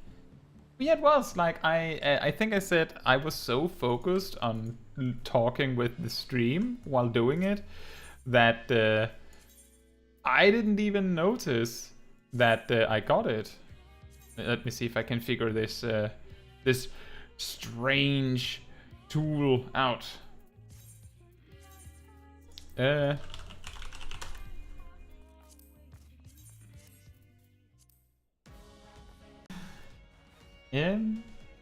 Yeah, then, so if you want to be a little bit efficient about it, you need to do the fate 2 times to be able to afford all of the items from the event. So while you go down there, you might as well do it twice.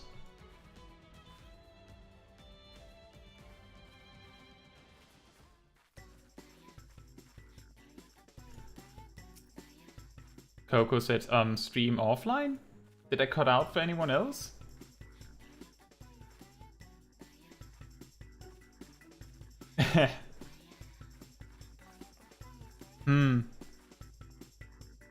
Is the stream good?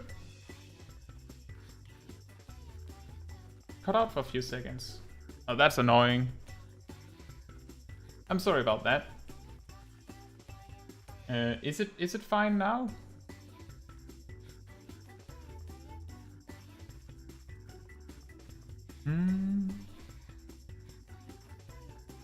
Okay, I'll just repeat what I said then. Vento, if you're about to do the event, if you want to be efficient about it and you want all of the items, you need to do the fate 2 times to be able to afford all of the items from the vendor.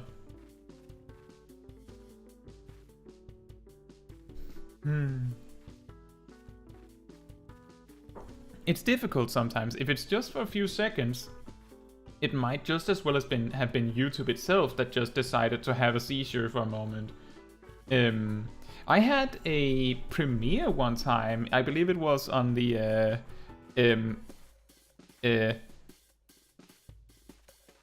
I think it was called Why Good Jobs Are Bad in Savage Raids or something like that.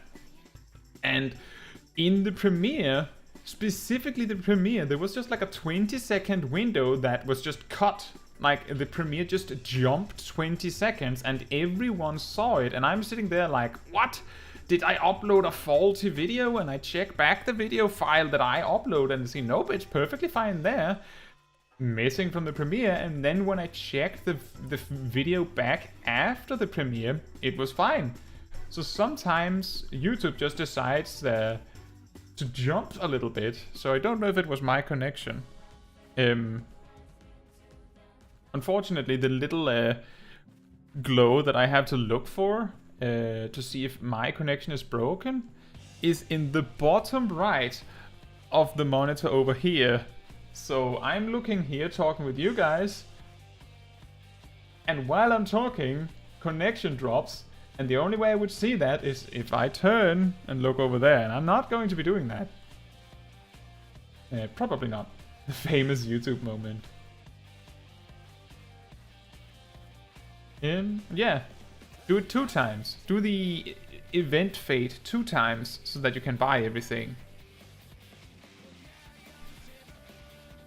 And the reason why I say you probably want to buy everything is because you need the outfit. Well, I would say you need the outfit there's not quite anything like dressing up like a Tonberry. There's a orchestrion role, and there is like a portrait you can hang. Coco says, I did the event like 4 times. Well, oh yeah, when you get to the event area, remember that you have to turn in the eggs that you loot.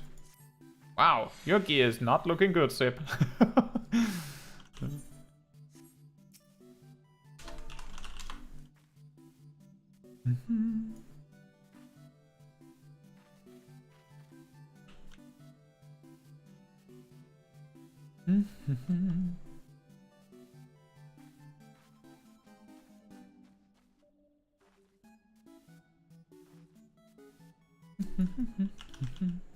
Oh yeah, this is the song that you can get.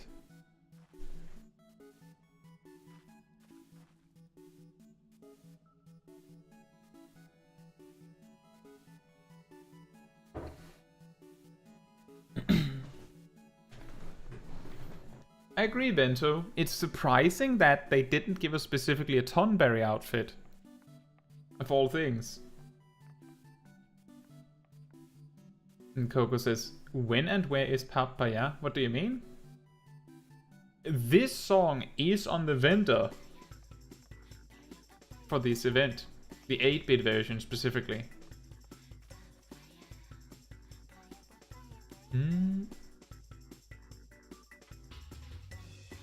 It is surprising. I feel like of all the outfits they could have given us, this would be the easier one to make.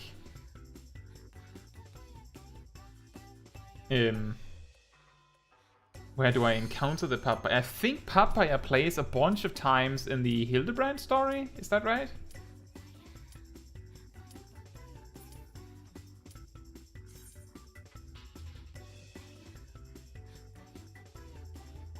Oh yeah, I don't have this song in my house. Sip decided to add it.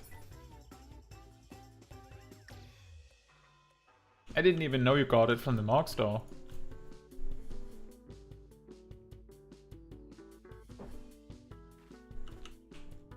Yeah, Sip also added, I believe it's Neath Dark Waters Pulse Mix.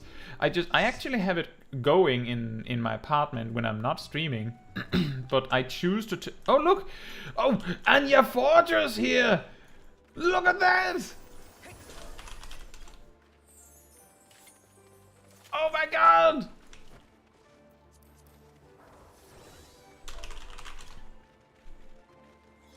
Waku Waku!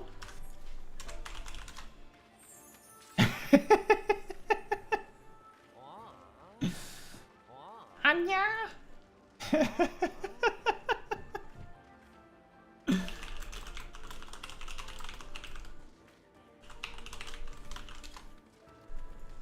That's adorable.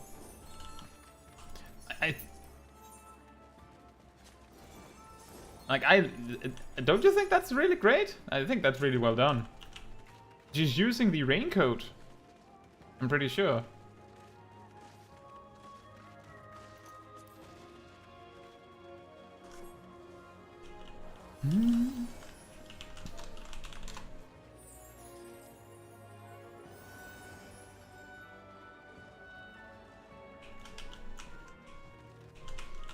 You can see the glam.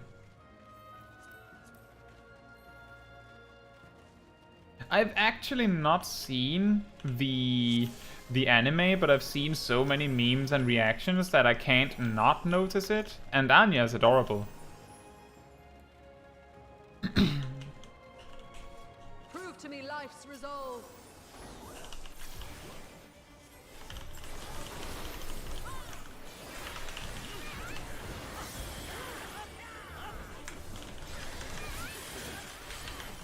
I messed up the opener and was lost out on a free proc.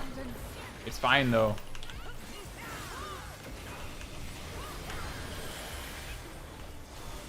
Feel you the heartbeat of the land. Oh. Yeah.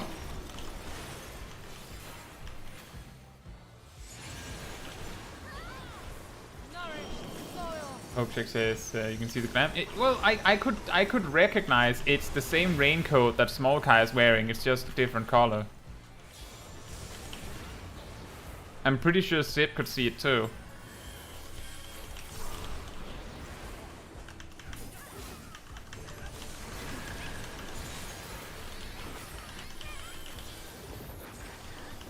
Why would we want to copy the outfit?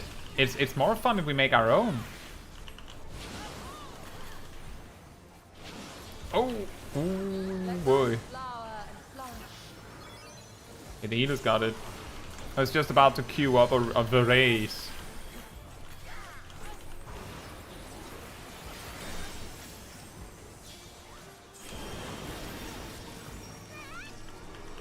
It sounded like I don't know.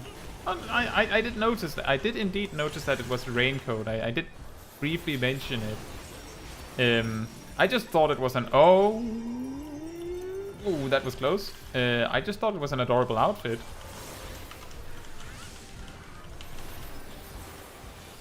I'm not in the market of doing cosplays that much anyway.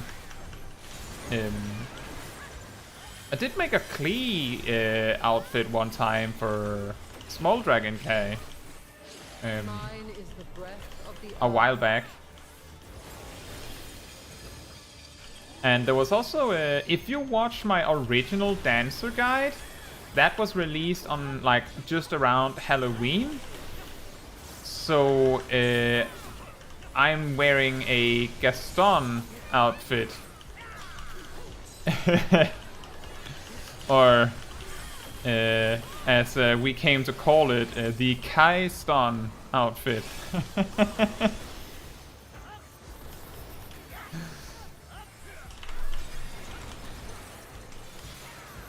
Oh, machine is dead. Healer's got it.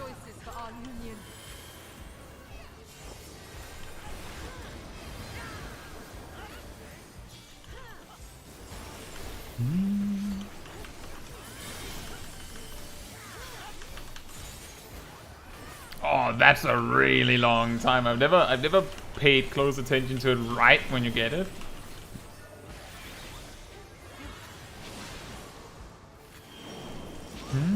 Coco says, "Grr, someone liked your greetings book, so now it's at 70 likes." Yeah, Gilano liked it.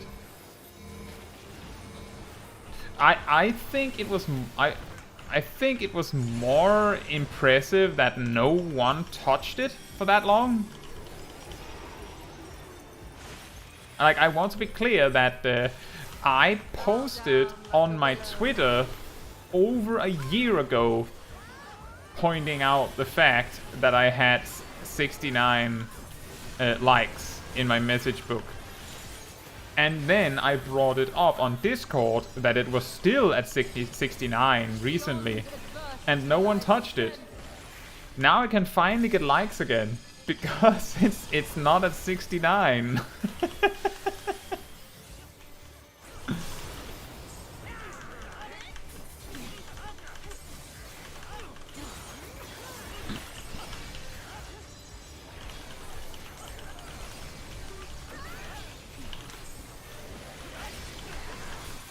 Oh boy, it's a good thing I had lined up a double melee combo for all this.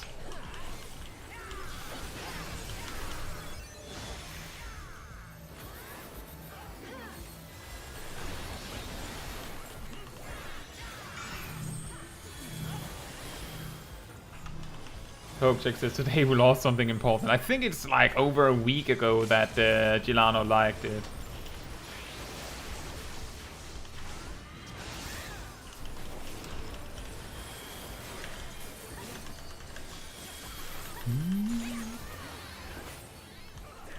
Inventor says, I should make a new glam for Halloween this year. Maybe I'll finally do Memoria Misera to make a Dante glam.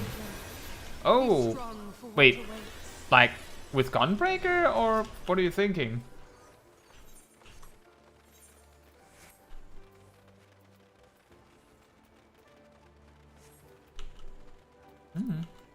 Oh, I already have those. Gunbreaker or Dark Knight?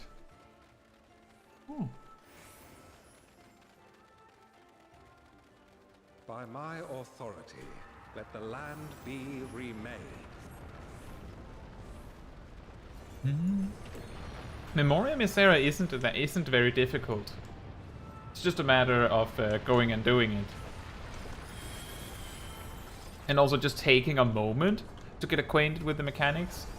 Because if you don't understand the mechanics, then it can be really hard.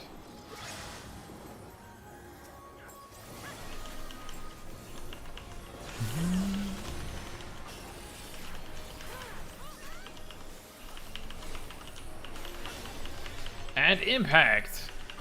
And impact! And impact!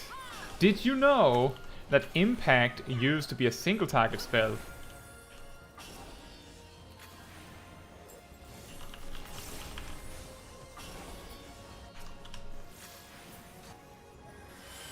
Ah, you just got to the event just as it ended. It's annoying, but the good thing is that event fates like that usually appear often. I remember when the Noctis event happened. If you missed it, you might have to just stand there for 20 minutes. I might remember it worse than it actually was. Kai impact!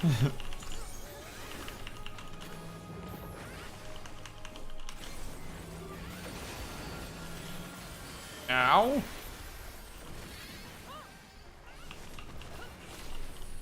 Yeah, back in Stormblood, the way that impact worked was that when you used Jolt, you had a 100% chance of getting a buff that made it so that Jolt turned into impact, which did like the same damage as the stone or the fire. So basically, it functioned as a RNG compensation system in that every time you used Jolt, you were guaranteed that your next short cast was strong. So if you were really unlucky, your DPS wouldn't suffer too much. That of course also meant that your only AoE spell in Stormblood was Scatter, and that was a fast spell back then. You didn't even have the Thunder 2 or the Arrow 2. You just had Scatter.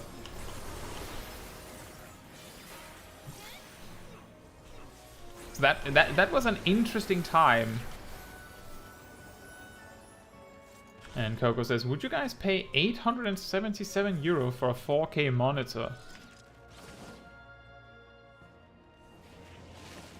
Forgive me, but I couldn't stay away. I'm pretty sure that I paid like 500 euro for one. So based on that, the answer's probably no.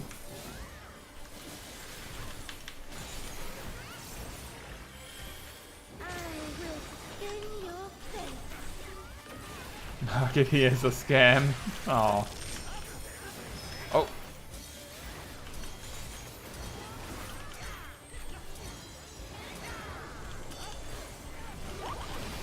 Island moment. Aw.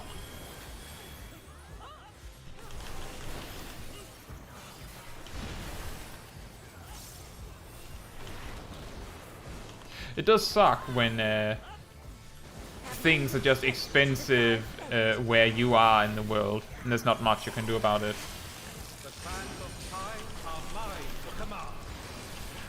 Okay, guys, make sure you're not looking at her. Oh, you're not? Excellent.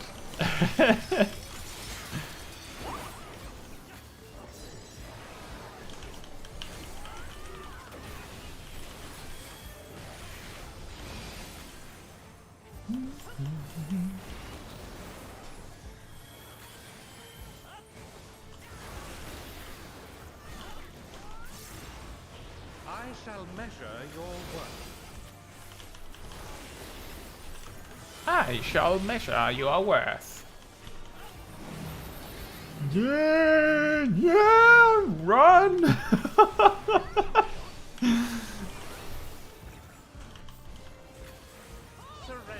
to my power. When you get chased with the spread markers.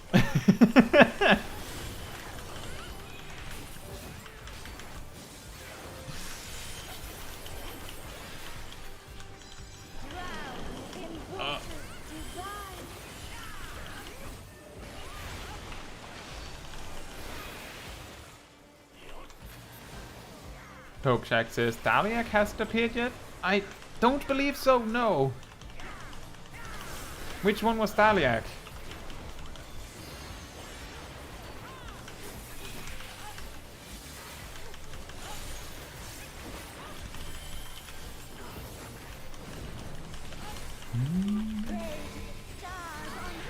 Yeah, oh boy.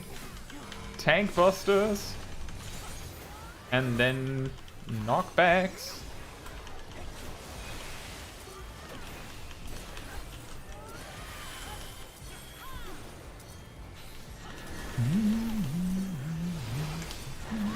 Wow. Whoa. Whoa.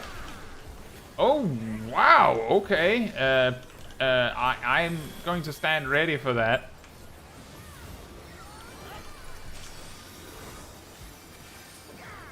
Guess who forgot to use lucid dreaming?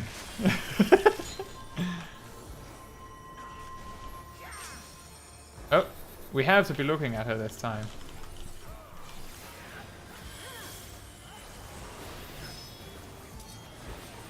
I hit the horse. I used Korakor to stop myself. It's a little trick. If you're getting knockbacked and you don't have arm's length or surecast ready, or if you're a melee and you don't want to get yeeted, just use your dash. It completely cancels out. Oh, I'm dead. It completely cancels out any momentum you may have from something.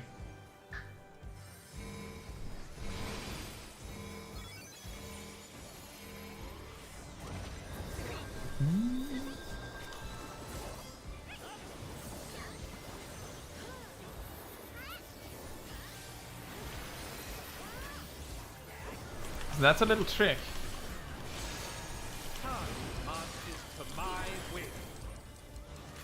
Oh yeah. I don't think it's been a long time since I've No.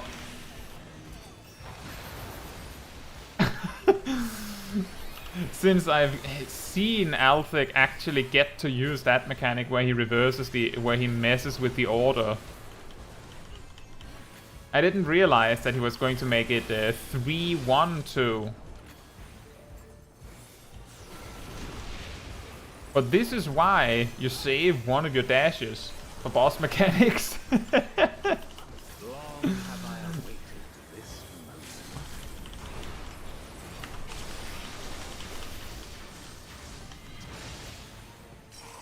Dashes are just too powerful. Oh, that's annoying. Let's kill her before she does that. Too is fate.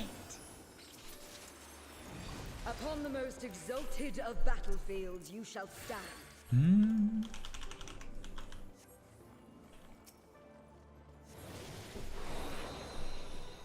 It's a very cool, I think it's a very cool mechanic that you can do that. The only times you can't is if the knockback locks you out of using actions while it is happening.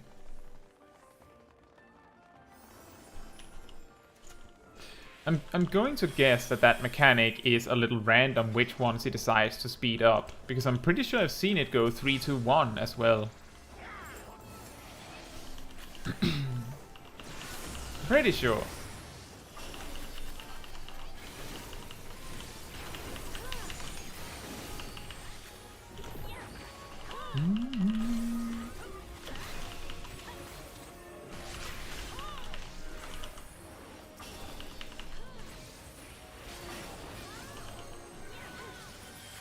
Yo boy.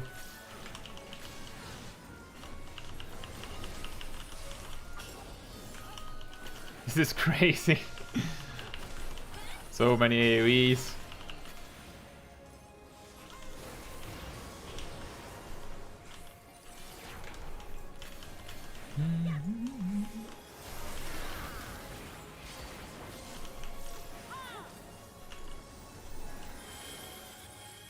Summon your courage and press on. Pokeshak says, I've seen the next fight one time and it looks more crazy than the last one.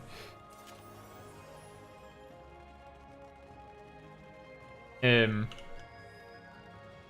don't know. I think maybe it looks insane when you don't know how the fight works. I feel like Haloni is very consistent with the mechanics, but I can see what you mean. It looks very incredible. Kvasali says, "I've made this joke so many times, but I will say it again." I, the Fury, shall test your strength of spirit. Hydrostatic is a really roundabout way of saying ice. That's true, actually. That's a good point. Static water. Oh, do you mean ice? All piercing spear drinks of raging blizzards. That's a good point. For some reason, I read static and thought that it was like electricity, which also sort of makes sense because we're fighting ice and lightning bosses here.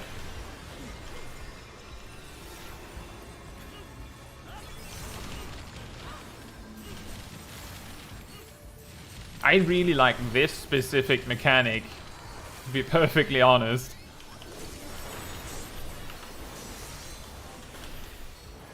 I think it's a super cool way to present an actually sort of difficult like memory mechanic. Well, I'm going this way then.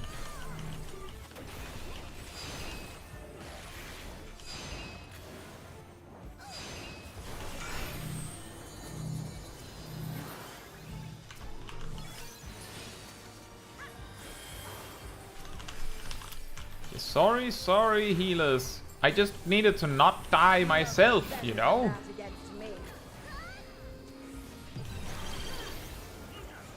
Simon says too, this time with hydrostatic. But you're right, Kasari. Something that is static and also water would technically, like static water would be ice. You're totally right.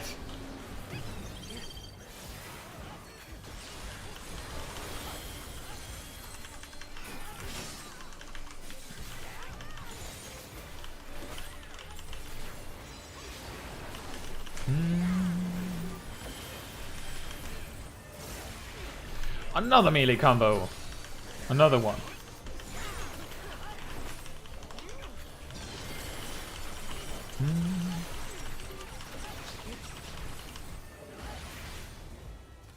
We almost were able to do 3.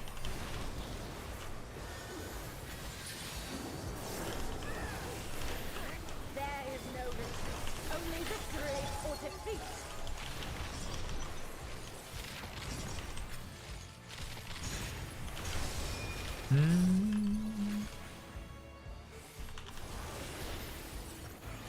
Did it drop for a few seconds again?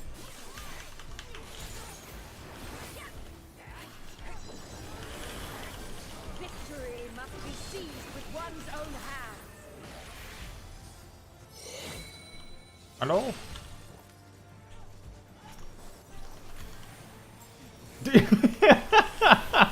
Okay.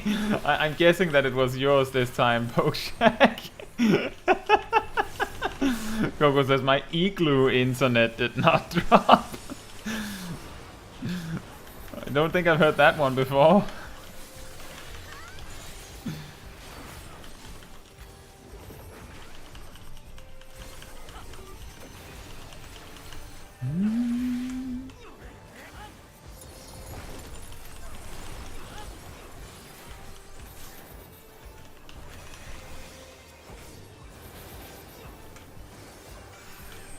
Yeah, boy.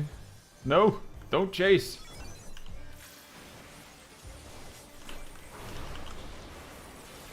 When the spread marker becomes a chase AoE because people chasing you.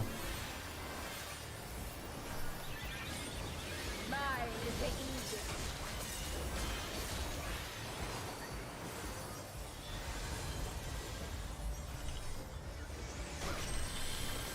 Wow, she almost did 0 damage.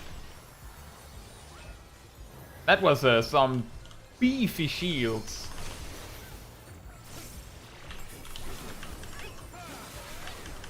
Would that our class could continue forever.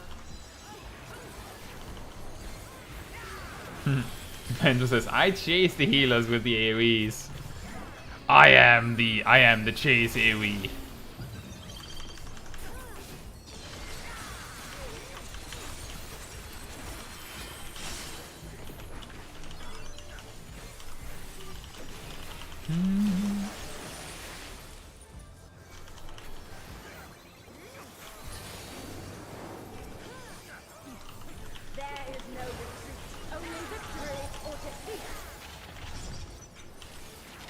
This is a little dicey. I feel like normally the boss is close to death after the intermission.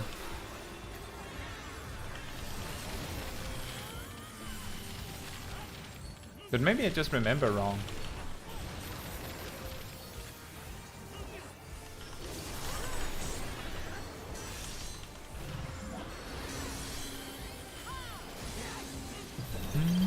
I remember wrong. I do remember seeing this combination of mechanics every week.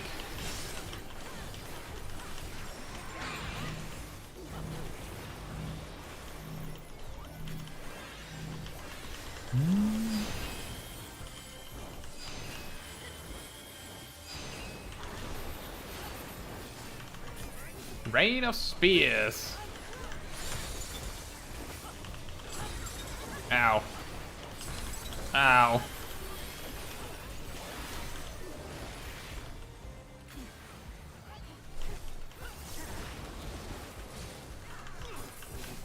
Shalaza. Yeah. Yikes. And a stack marker, of course. And another melee combo. I should have saved that for this mechanic.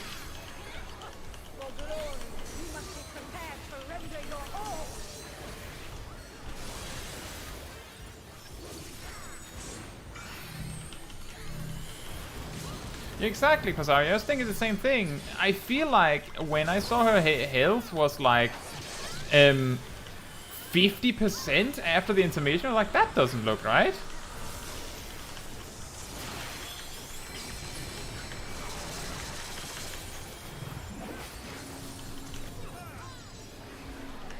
You must do better than that against me. You must do better than that against me. Haloni, you're losing. Like, I'm sorry to break it to you, but you're losing. Tis just a flesh wound. There is no retreat, only victory or defeat. Well fought, mortals. Your next test awaits.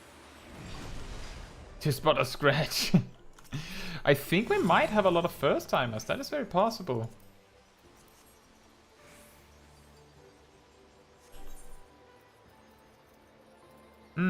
It says hypostatic. Where's hydrostatic then?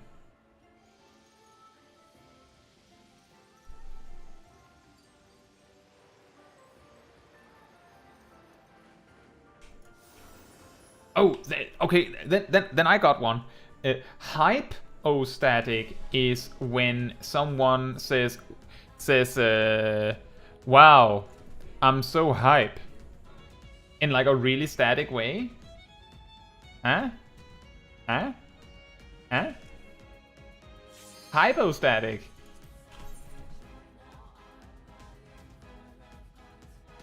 Yeah?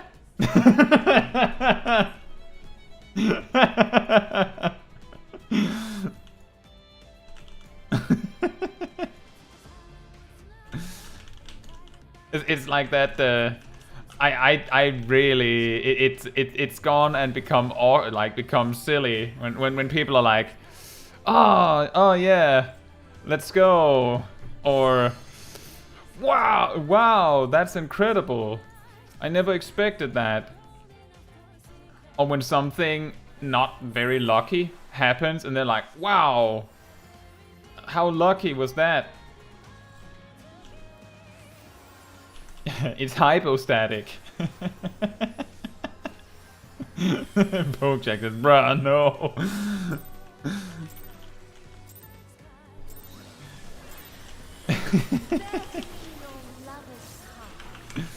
There's space for some bad jokes that hurt me.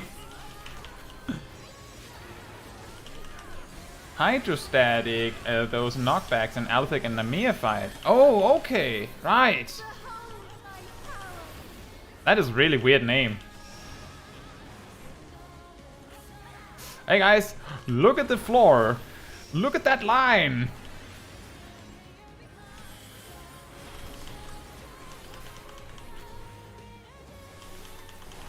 Wow! Huge brain.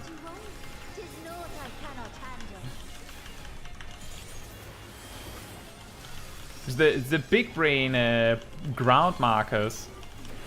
What do you need telegraphs for when you got this? Automaton Queen dies.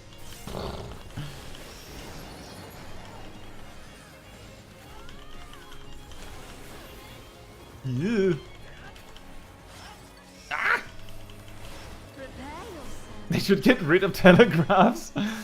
Look, if they make everything obvious enough that they don't need telegraphs, that would be neat. But until that day comes, they probably will need some telegraphs.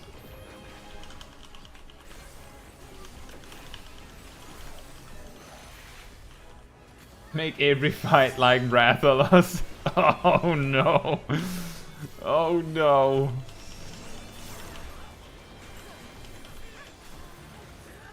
The Rathalos fight is pretty nice.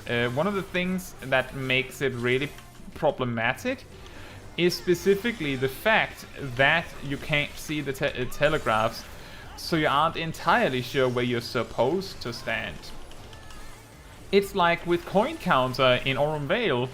Before it had telegraphs, people would stand behind it when it did the cone AoE eye laser, and then we get the telegraph and everyone goes, oh, it's a donut AoE! Oh, huh. Well then.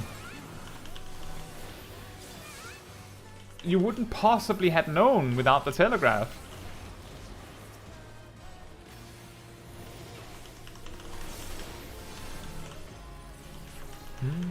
Kasadi says, I forgot what hypo means. I only think of hypothermia when I see the word.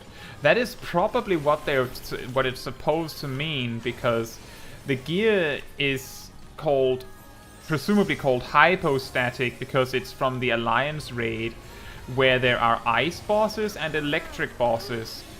What was the gear from the first Alliance raid called?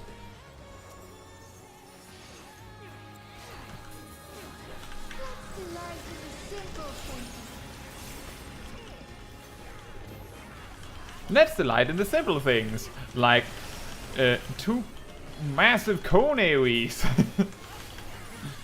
When the cone is 180 degrees.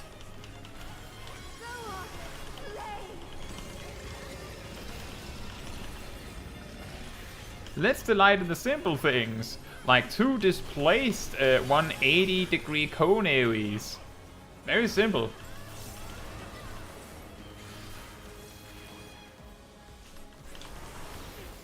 Oh yeah, I suppose Nofika, she's Earth, isn't she? Hypestatic or hydrostatic? I think it might be difficult to explain what Nofika is without this stream getting very awkward.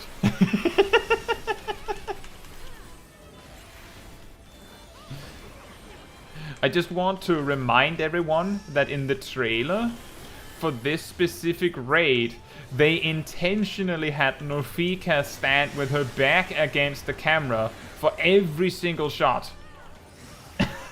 Every single one. She's not facing the camera. You have to do the raid to see exactly what she looks like from the front. The marketing team knows what they're doing.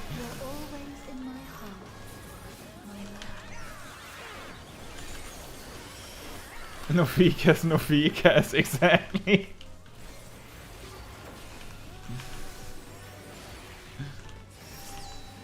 Yeah.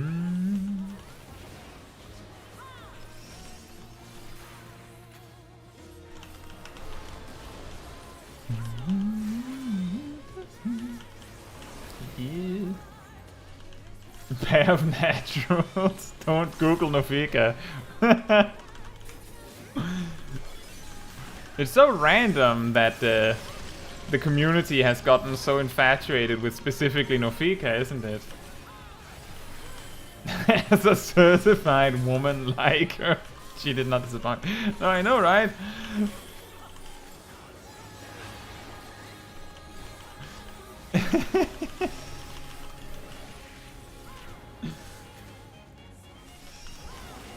Coke said, embrace the chaos of Rathalos. I think it's a fun fight.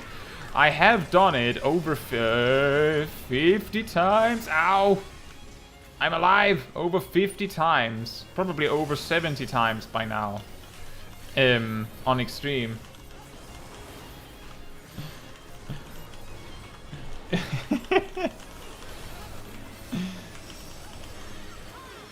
That's what I meant, Fasada. You can't describe what Nofika is without things getting really weird.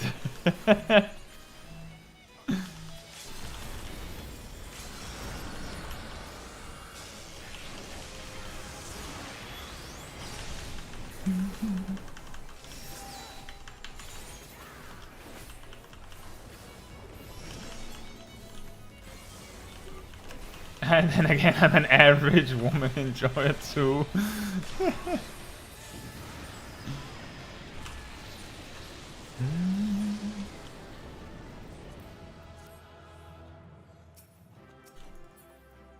Have that already.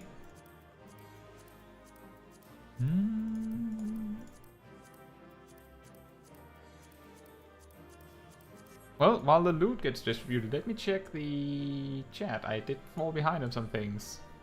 Bento says, I'm pretty sure I mentioned that Rathalos is my favorite fight because I get to watch people get rocked.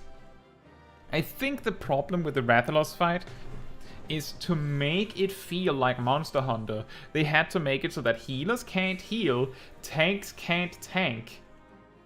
Which means that optimally you just want 4 DPS when you go in, right?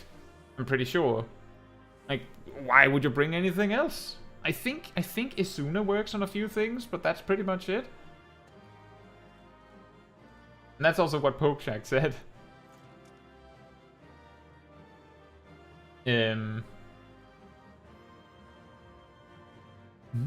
Monster Hunter's a great franchise. There's some good games.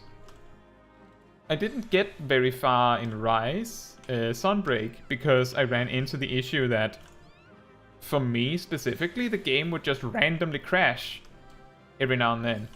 And sometimes it would crash back to back, and I'm not sure what the problem is, and I simply couldn't be bothered to figure it out, so I never, like, finished Sunbreak completely. Like, I've missed a lot of stuff. Like, I did the final story initially, but every single patch I've only done a little bit. If any.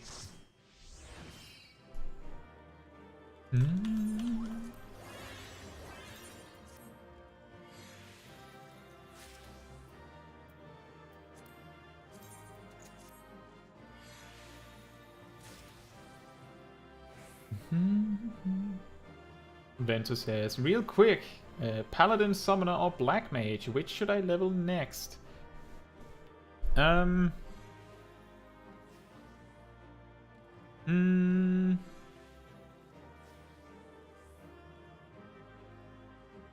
That's a hard one. I don't know what you would like more. I think that you might enjoy Black Mage the most if you like the complexity of Monk. If you like the complexity of Monk, I think I have a pretty strong feeling that you would like the potential optimization shenanigans that Black Mage has. That would be my suggestion.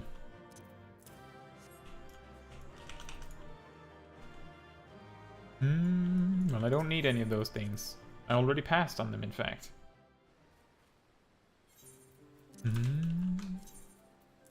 There we go. Those are the last 3 classes I have to level. Oh, Scholar doesn't count. Neither does White Mage, Sage, or Theologian. I don't know, you might enjoy those. Oh, we can buy a new relic. We can upgrade a new relic weapon. Let's upgrade the Red Mage one, since we're doing Red Mage anyway.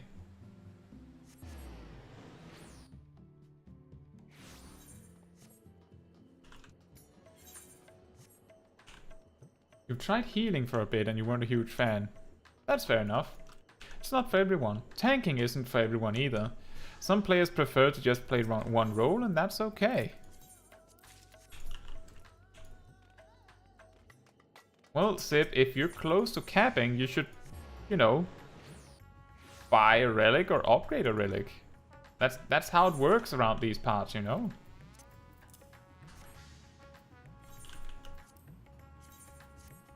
Coco says, Kai won't let me heal.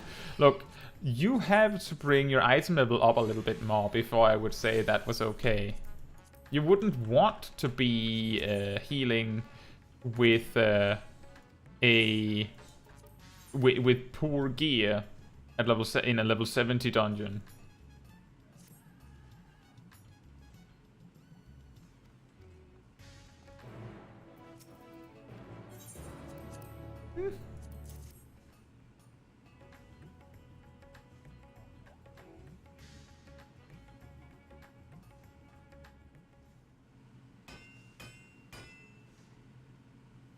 And so says, I couldn't figure out a control setup that let me target party members easy. Oh, you play on a controller, Vento.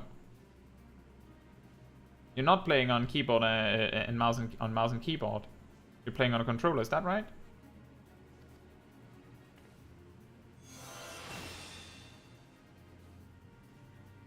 No keyboard, I'm just bad. Oh. I typically target with the F buttons. But the thing is that I also typically play with my, like, if I'm healing especially, I will play with my left hand all over the place on the keyboard. I don't need to have my fingers near WASD, because if I need to move forward, I'll just use the mouse.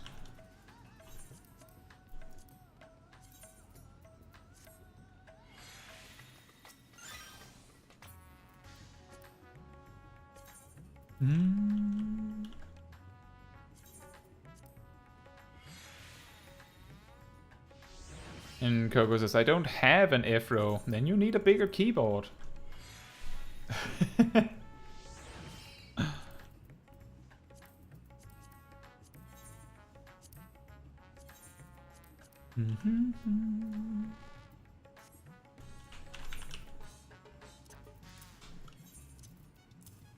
The reason why I brought out that relic to equip is because you can't actually upgrade the relic if you're wearing it. So to upgrade your relic, you need to have an extra weapon for the job on hand, because you can't hand in the quest if you're not the correct job. But you can also not do it if you're wearing the weapon. Hello, 69 baby. Welcome to the stream. That is an interesting name choice. An MMO mouse would probably help. You can see, like, I use an MMO mouse with this thumb grid on it. And that's why, like, if you ever look at my guides and look at my keybinds and go, what on earth is happening over here? Why is all your attack spells that you're saying that we have to use all the time? Why are those all the way over here? And that's because that's 1, 2, 3 for me. It's very easy to click for me.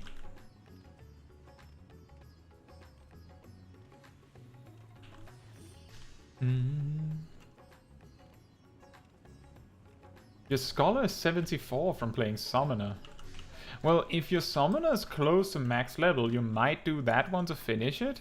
If your Paladin, Black Mage, and Summoner are all like at different levels, then you could use it to make use of tribe quests for XP, like your summoner could gain a lot of XP from doing Shadowbringers tribes, doing Shadowbringers clan hunts, things like that. So you might not have to just level 1. Like when I level jobs, when I leveled jobs, both in Shadowbringers and Endwalker, I would like stagger the levels so that I had access to more efficient leveling methods for multiple jobs at the same time. I explain this like in broad strokes in my leveling guide.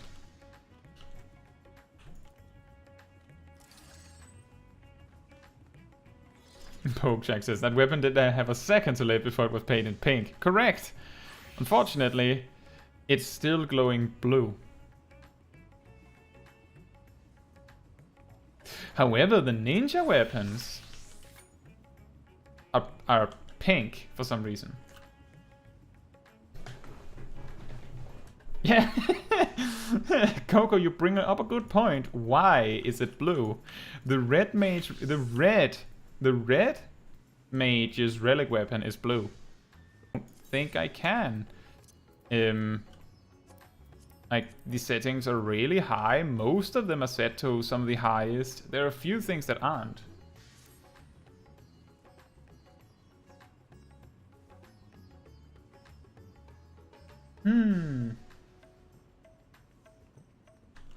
What on earth? Is it still dead? That is strange. I'm telling you, it did not die for me, but I can see that there's only one person watching now. That makes no sense. I don't know if this is related to the camera. Denmark internet moment. More like no fiber moment.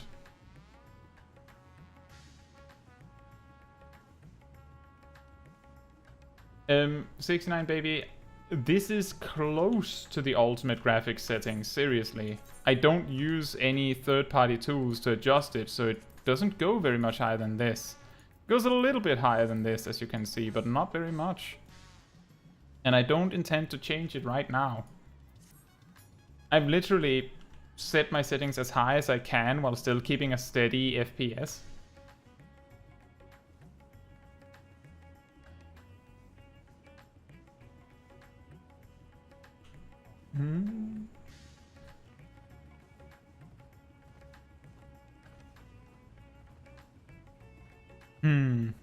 But that's really annoying that the stream just randomly cuts for a few seconds.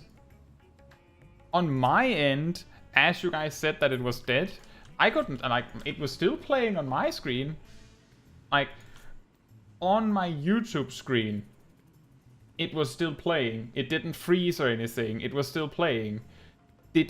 Was it just, like, I could see Sib said it was dead, and Pokejack said it was dead, and Coco said it was dead, but on my screen it was playing just fine.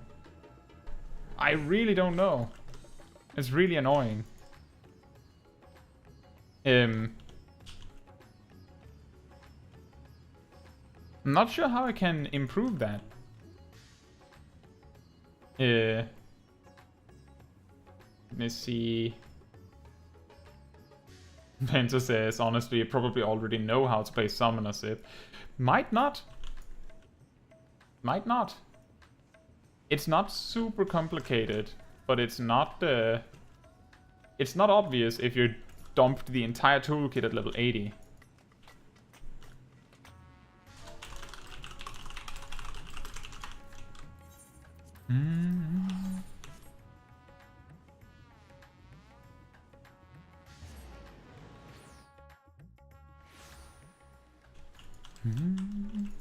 Oh, then so you do have to count as a summoner because, like, when you use Titan, you have to click Gem Shine 4 times.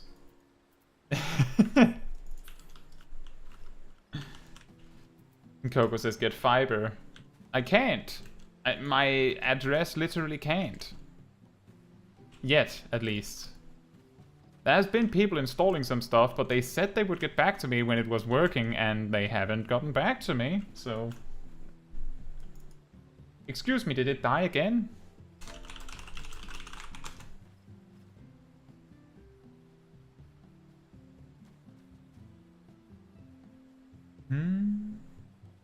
It's going. It's really strange.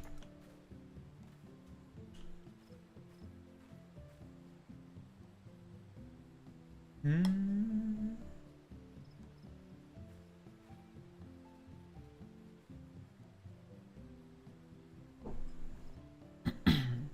'69 Baby says, is Final Fantasy 14, does it have a good community? I tried to join it. It has a decent community. These days it's just in a little bit of a quiet period because there hasn't been a lot of new content in the most recent patch. People have sort of gotten through the content there is that they want to do.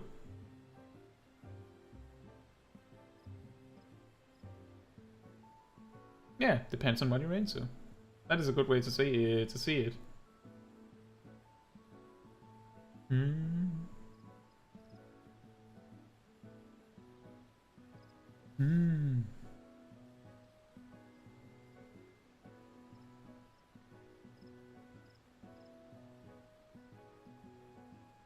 And that's also true. What region or data center you're on also matters a lot.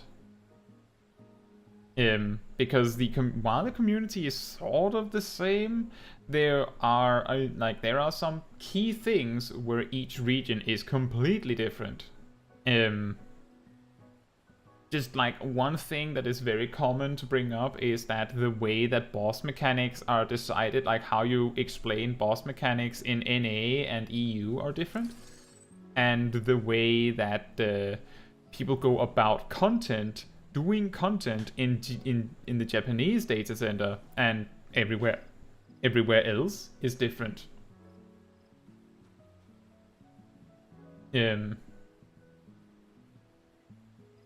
So it's complicated.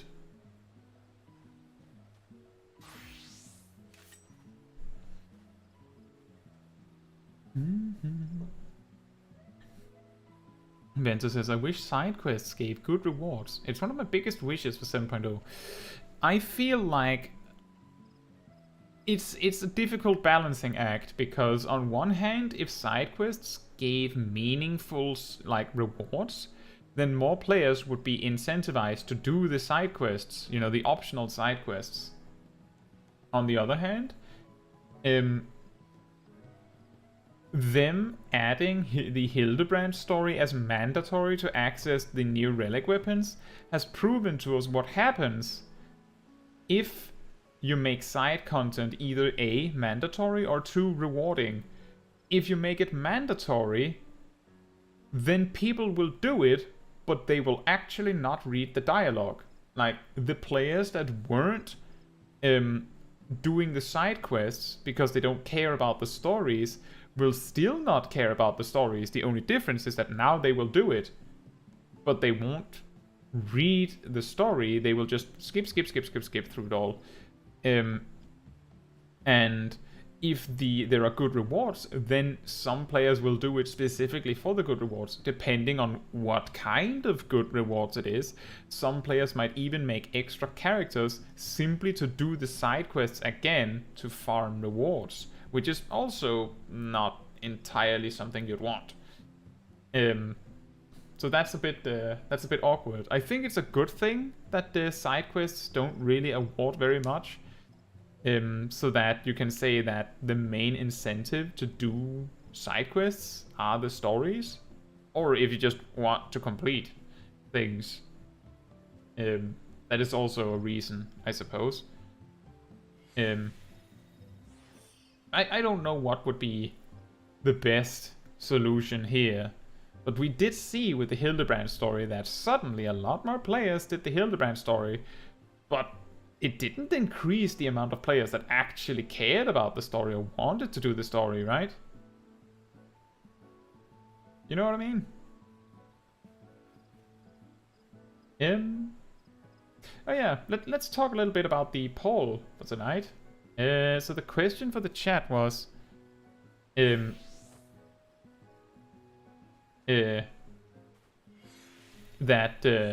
what about the Red Mage do you think is the most interesting? And apparently, a lot of the majority agrees that it is the dual casting mechanic. It wasn't so much the whole melee comboing mage, which is like a more like more explicit way of saying, you know, the fact that the Red Mage is a Spellblade archetype, which is an uncommon archetype to say the least. And like every time people talk about Red Mage, it feels like what they're focusing on is the aesthetic, or the utility. But weirdly, those are the losing sections. Those are the ones that people didn't care that much about. The melee part is excellent. I think, like, I'm just saying that the reason why I got into Final Fantasy XIV originally was because of Red Mage. Both because I love Red Mage, like the job from Final Fantasy with its dual casting, but also because I really like the Spellblade archetype, and most MMOs, or games for that matter, don't really do it very well. What I mean by that is that if you're making a Spellblade, you're making some kind of mage that uses, you know, a sword or something like that, and has a vested interest in getting into melee range to fight. We can probably agree that that's like the general idea when we're thinking Spellblade, right? The thing is that if you're making a mage, so a mage, you know, that casts magic and also has to get into melee range, then what typically happens is either A, you can just cast Fireball from melee range, and then you can use your, I don't know, your Fire Slash or what have you from melee range. Why would you go to range? You can just stand in melee range and do everything. Or alternatively, if your melee attacks are too weak, you will just go, well, I'll just stand at range and cast my Fireball. I don't need to be in melee range. So either the melee attacks are good, so you want to stand in melee range for everything, or the melee attacks are bad and you'll stand at range for everything. Red Mage cuts a great middle ground because the melee attacks are your best attacks. Well, they lead to your best attacks and are in and of themselves part of your best attacks. But they're only available occasionally, so you come into melee range for that.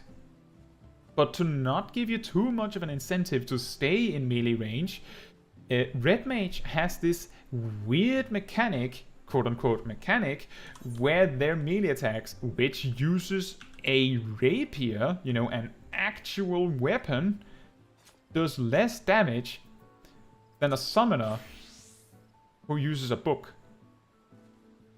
Like their auto attacks. So once you have done your melee combo, Red Mage doesn't actually have very much of an incentive to stay and stick around in melee range.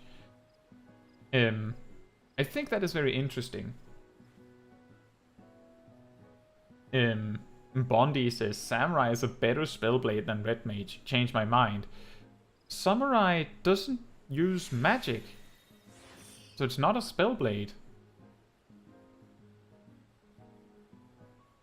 I don't know. I don't know what else to say.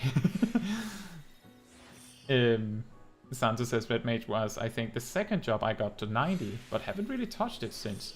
I believe the second job I got to 90 was Sage. And then I think Reaper was the third one. And Pokejack says you have Fireball and Cut with Fire Element, and now you're Spellblade.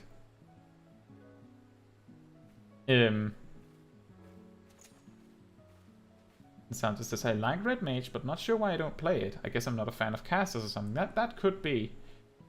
You're right that Samurai builds up to casting something, but well, I think let's take that. Let's confront that suggestion. I think part of the problem with why it is so so difficult to make. Oh, actually, let me just take that for a moment. Never says I'm probably interrupting. Don't worry about it.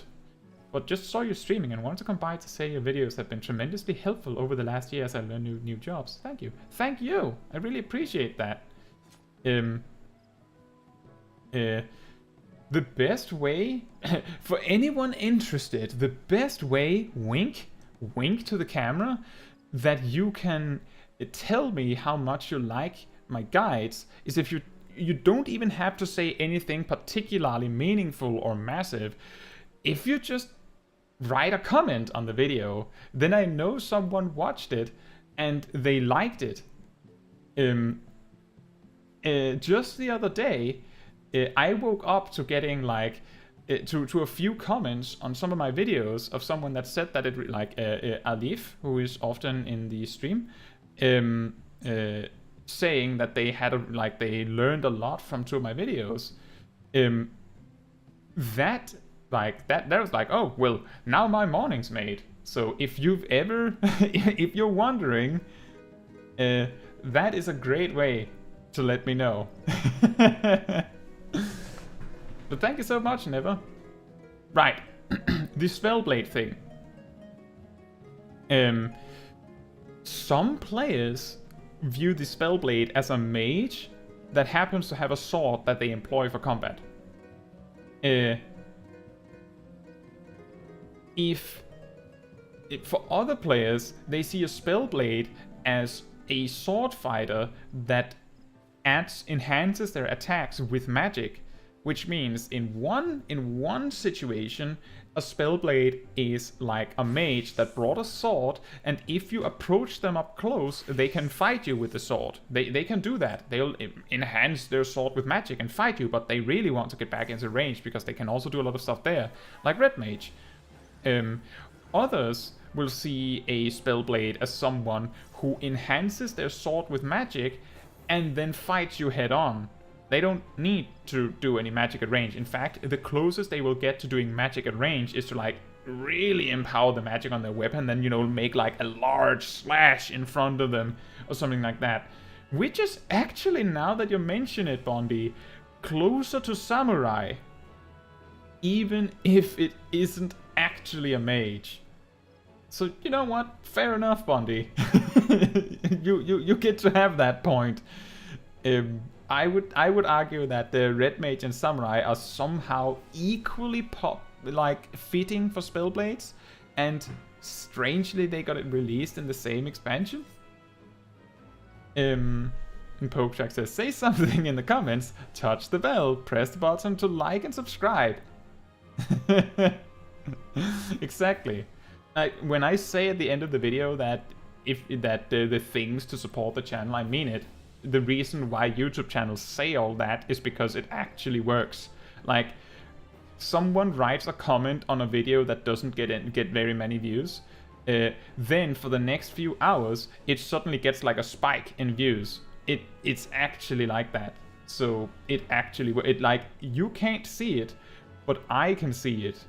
Like, if you start commenting on a video that isn't getting very much attention, it will get a little bit more attention after your comment. It genuinely works. And Pokecheck says, and in what position can we put the casting of Reaper? I mean, I don't know. I mean, you could argue that any job that employs both physical attacks and magic is some sort of Spellblade. Paladin could also be arguably a Spellblade, and so could Dark Knight. It depends on your definition. But for me, Red Mage was like the perfect fit. 69 Baby says, in China, WoW is over. That's true. I haven't heard that. I haven't heard what they've done with that. I did see an interesting trailer for a game that looked shockingly like World of Warcraft releasing in China. But who knows what's going to happen with that. Final Fantasy XIV is a very, very strange, different game to World of Warcraft nowadays. So just because you like World of Warcraft doesn't necessarily mean that you will like Final Fantasy XIV. In fact, one of the core differences between Final Fantasy XIV and World of Warcraft is that World of Warcraft, you can play to max level, or you at least could. Like in Classic you can, without ever learning what the story is at all. Technically you can do that in Final Fantasy XIV as well, but even if you pay to skip story, you'll be forced to deal with like a main storyline for at least 10 levels. for at least some hours, you will be forced to go through a specific sequence that will try to impress upon you the story. So if you're not a story kind of guy or girl, then Final Fantasy XIV might be too difficult, or too boring rather, to do. Just as an example. But if you like it, if you like the story and you like the fact that the rotations are a lot more fixed compared to World of Warcraft, then that might be good. Vento says, honestly, Paladin is the quintessential Spellblade archetype in my opinion, although Paladin is more a D&D concept more than 14 thing. Yeah, that's true. The reason why I say that Paladin could be considered a Spellblade is because Paladin actually spends like a significant portion of its rotation casting magic. Like, quite a lot of its rotation is magic. Enough that it competes, like it's comparable to Red Mage in how much melee attacks that Red Mage uses. And I like that is a good second. Back in World of Warcraft, there has been periods where I would say that Paladin actually was the closest you could get to a Spellblade. There's also been times where Death Knight was the closest you could get to a Spellblade. There's also been times where Enhancement Shaman was the closest you could get to a Spellblade, which was funny because Shamans can't even use swords. And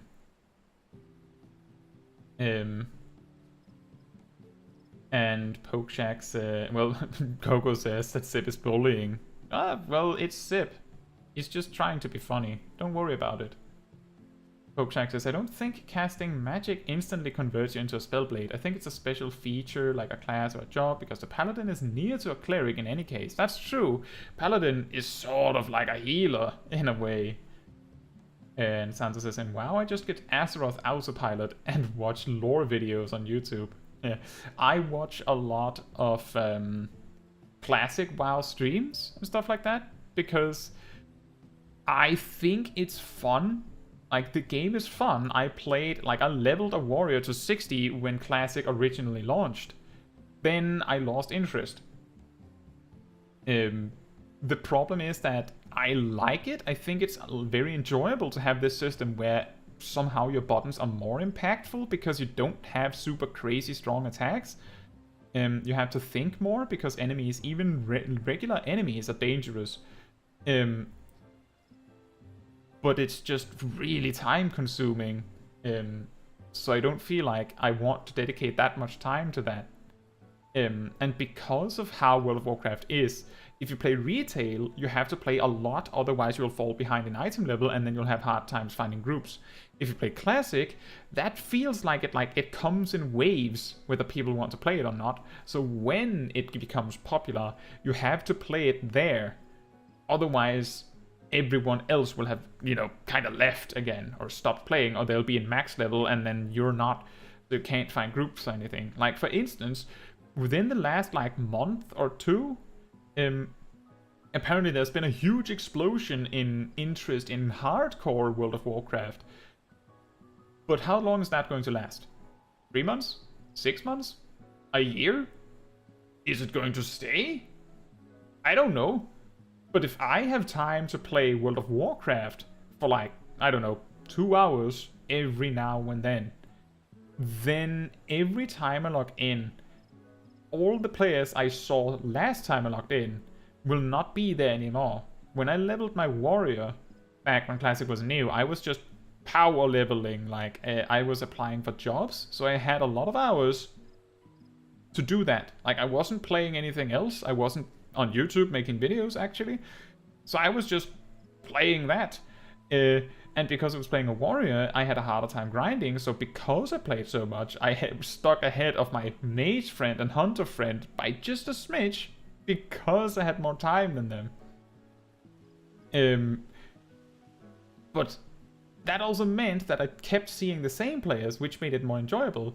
Now, I would have to really, really give it like 110% to just try to keep up with other players playing, right?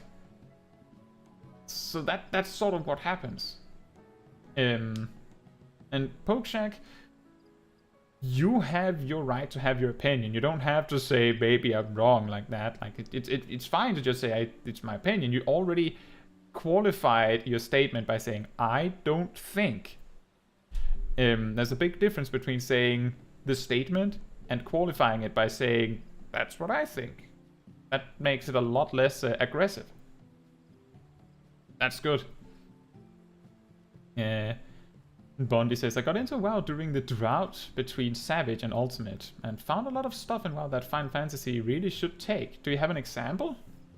Do you have some examples? Because just to put an example forward, I am almost 100% confident that the reason why Summoner was the way that it was in A Realm Reborn was because they got inspiration from Warlock.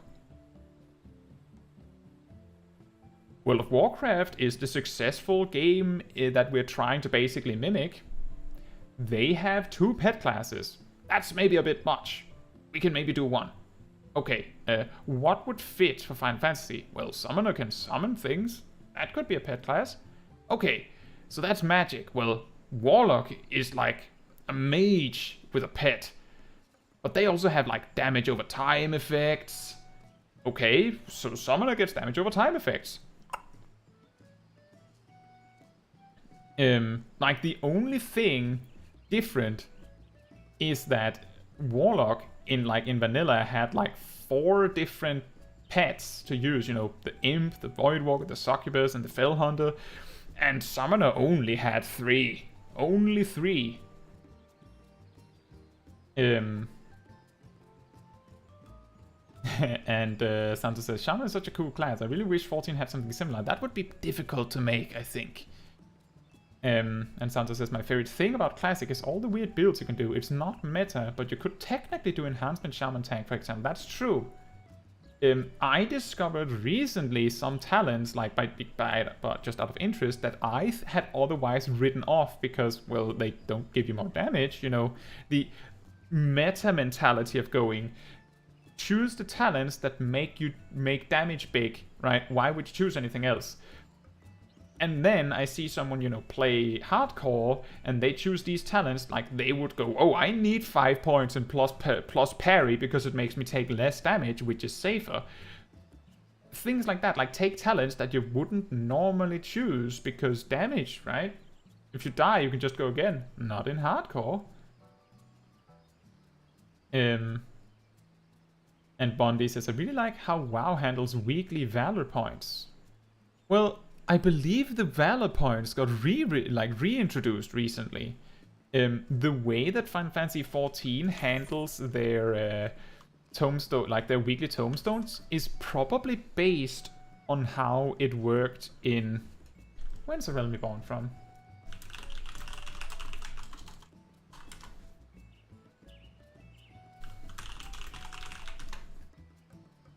Yeah, so A Realm Reborn is from 2013, and Mists of Pandaria is from 2012, which means that when they sat down and said, "Okay, we're going to play World of Warcraft to figure out what works for them," and yes, that's what they did. That is actually what they did. They said so. They played World of Warcraft to figure out, how do we make Final Fantasy good? They presumably played either super late Cataclysm or early Mists of Pandaria, and in both of those expansions, Valor points, or whatever they were called at that time, I think it was Valor points, worked almost exactly like how causality works right now. Like, almost precisely. The only difference is that World of Warcraft moved on and did something else, and Final Fantasy didn't.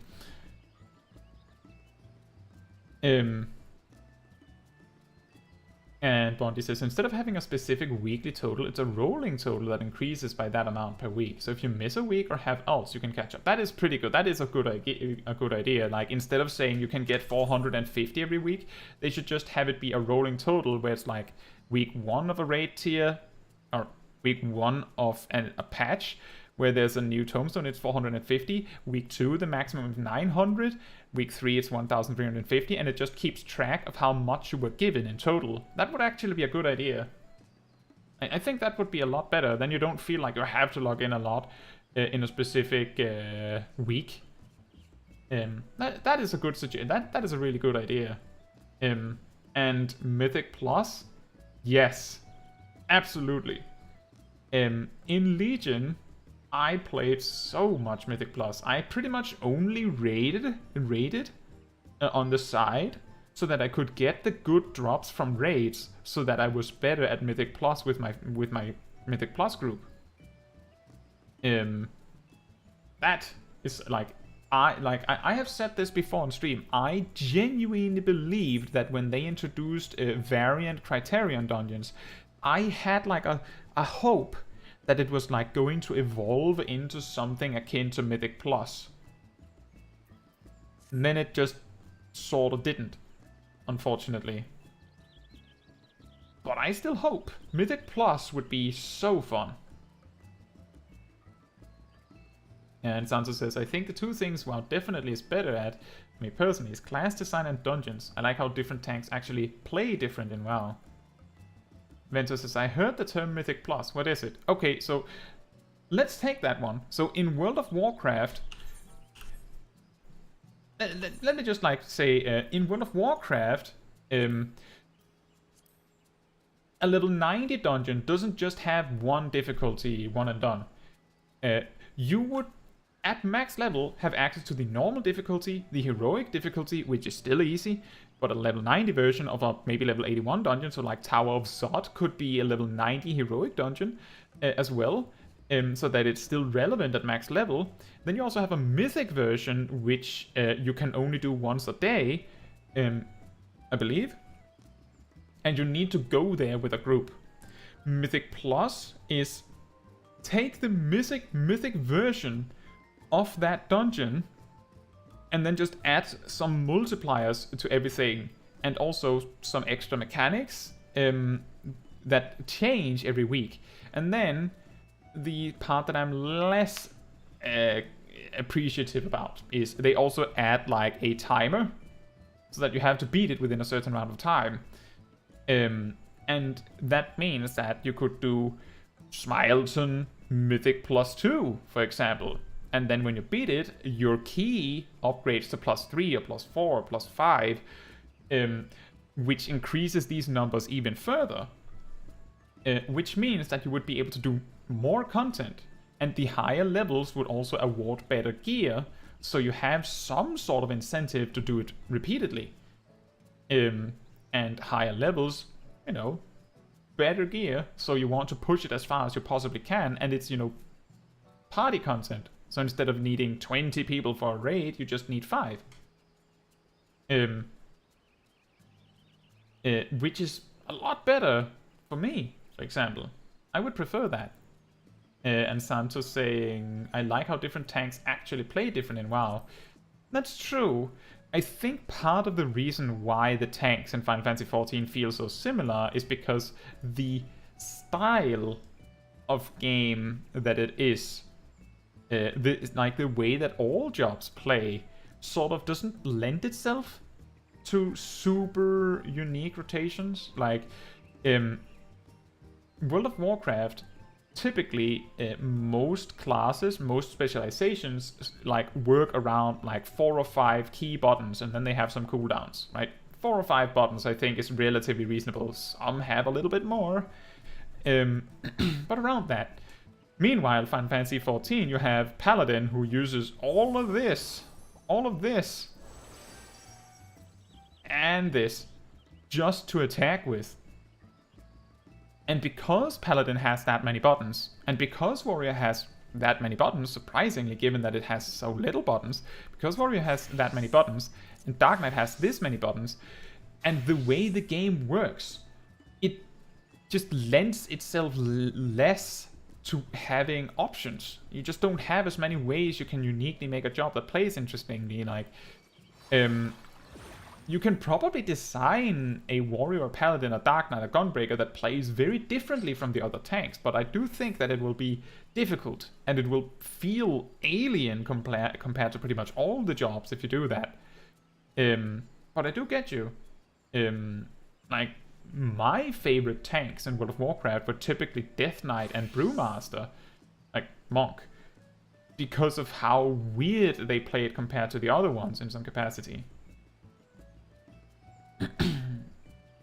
And Bondi says, the moment-to-moment gameplay of World of Warcraft I find a lot more fun, but the actual encounter design in 14 is leagues above. I think the key difference, the thing that I've typically, like, earmarked between World of Warcraft and Final Fantasy 14 is that Final Fantasy 14 is making, like, a dance choreography. Like, Final Fantasy 14 makes a dance choreography both in the way that you play your job, but also in the way that boss fights work. Right? So most boss fights are completely predictable. So is your rotation. You know exactly how everything is going to go down from start to finish once you've learned it. You don't need to learn anymore. There's no random factors. World of Warcraft plays more on the moment to moment. As Bondi said.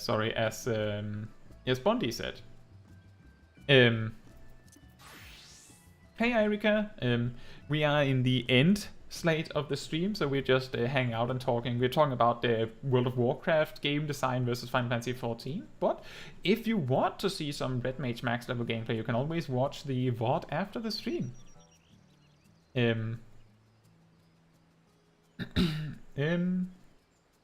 But yeah, the key difference is that World of Warcraft plays more on like a lot of randomness, which keeps you on your toes. Like you have those 5-ish buttons that you circle around, but all of it is somewhat random. It makes it so that every button feels like it matters. In Final Fantasy 14, some of your buttons really don't feel like they matter.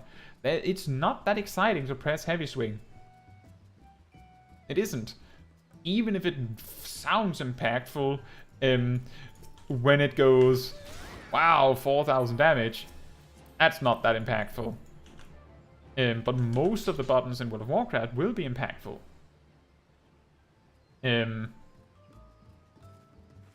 Exactly, and so some 14 buttons completely don't matter, like Summoner's Physic.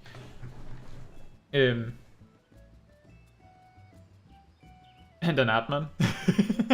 Oh yeah. Yeah, I think every time I bring up an Atman in a video, I pretty much always dunked on it because it's so pointless.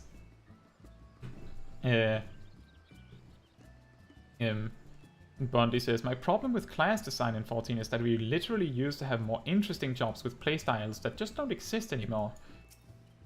That is a good point. Speaking of Anatman, Monk, if you think that the Monk that we lost in Shadowbringers when they made Greased Lightning a passive instead of like a stacking buff, you're missing out. Because Monk was even weirder in A Realm Reborn. Your best attack was a dot that wasn't a part of your form stuff. You just applied Touch of Death every now and then. That was your best attack. And around Stormblood, Monk lost pretty much all of their GCDs that didn't have anything to do with forms. They just, all of it, gone. They just decided to go whole hog on the form stuff. And the reason why I can bring up specifically Monk in detail like that is because recently I released a video on the history of the Monk. It didn't get that many views, so there's a chance some of you haven't even heard that it exists. So you might find that interesting. And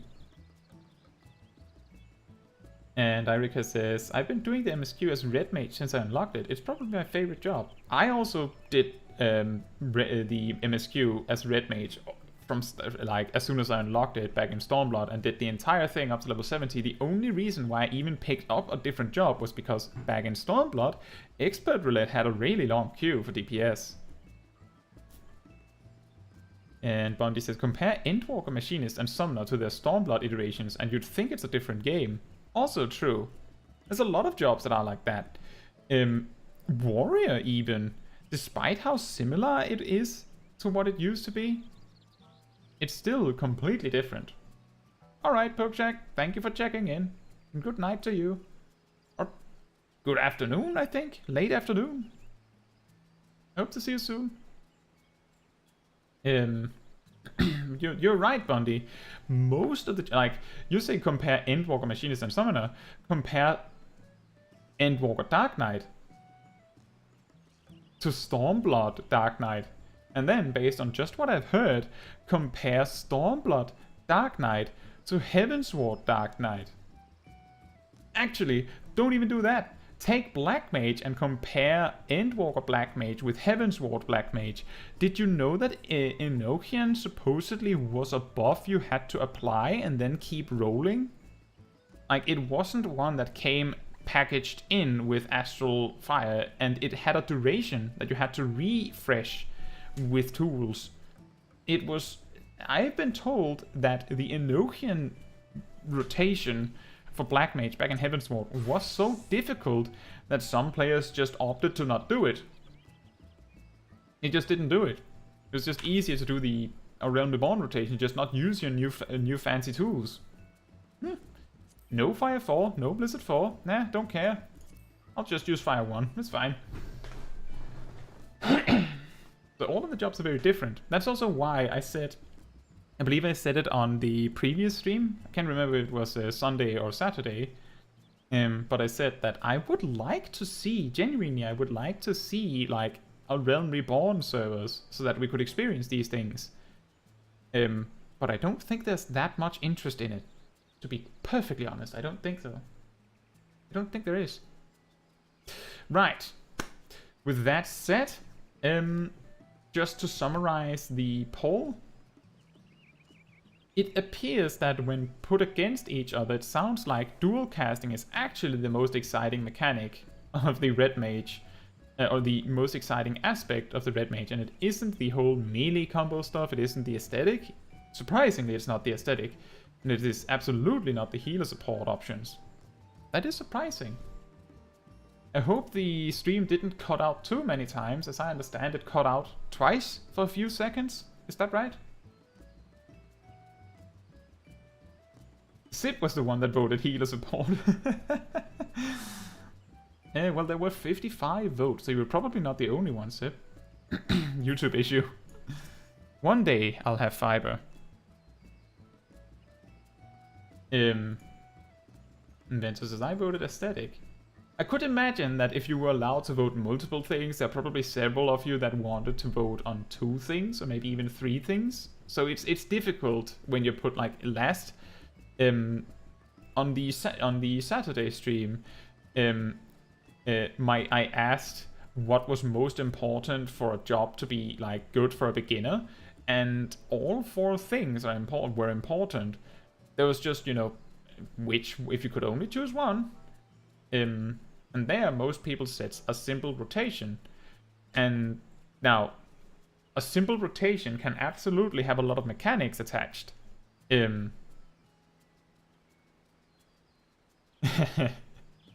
Denmark has good internet. It's just for some reason the particular city I live in is like in the previous century in some aspects.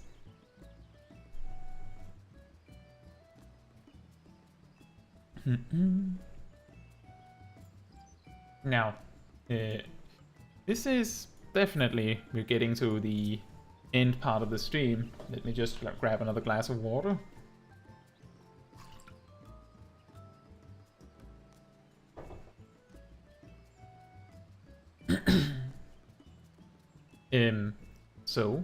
For the next few days, Wednesday and Thursday, I'm going to be releasing a few shorts.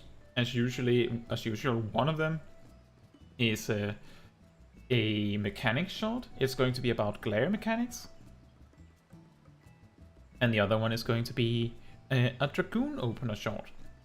So if you want to see the Dragoon opener and rotation explained in 1 minute, in as much detail as I can possibly cram into 1 minute, that's Thursday. And then we're doing a small guy MSQ stream on Friday. And then on Saturday, We're having a baking video premiere. Because it is April 1st. I know that a lot of channels make like meme videos with something completely pointless on April 1st, but I felt like that was too much. So I still made a guide. It's still technically a guide.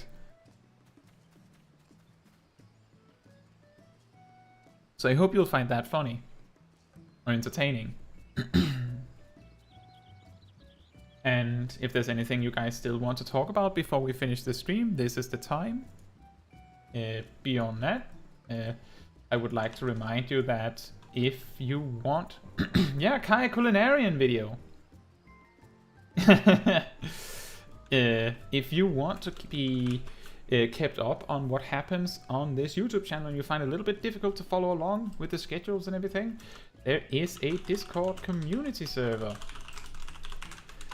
Where there is a channel dedicated to the weekly schedule. There's a channel dedicated to announcing whenever there's a stream planned, whenever there's a video coming out, whenever there's a video premiere, whatever. You can even opt in to get tagged when something new is coming up.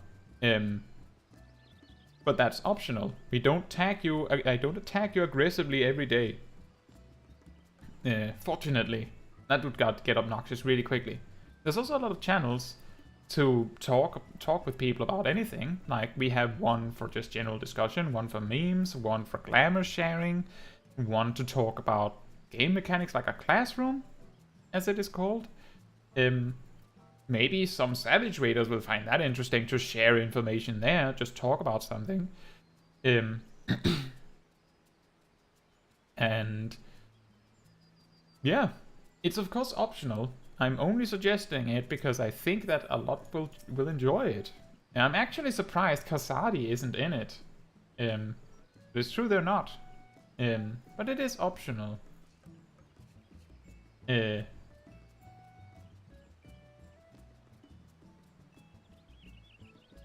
Which actually reminds me, Tracy showed up in the very beginning of the stream, right? I'm pretty sure Tracy said a few things right at the start of the stream, and then we just sort of moved on from that. Don't know why that reminds me, but I think it's because Tracy and Kasadi often turns up for the dungeons and raids and stuff like that we do on stream.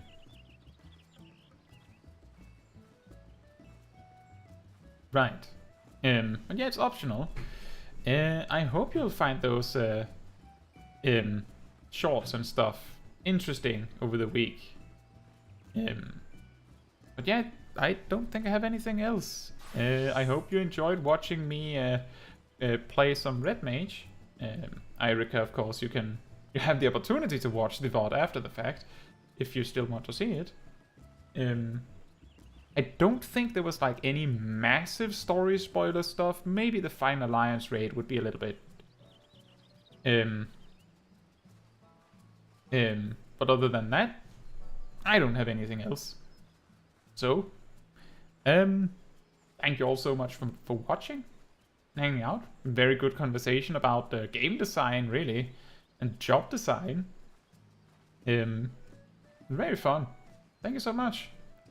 And as I say, good night, or good morning or afternoon, depending on where you are in the world. I hope to see you all very soon. Do you want to say goodbye to the stream? Hey, Sip, do you want to say goodbye to the stream? I see you coming, sprinting in from the side. And then he left. Nope, he does not want to say goodbye to the stream.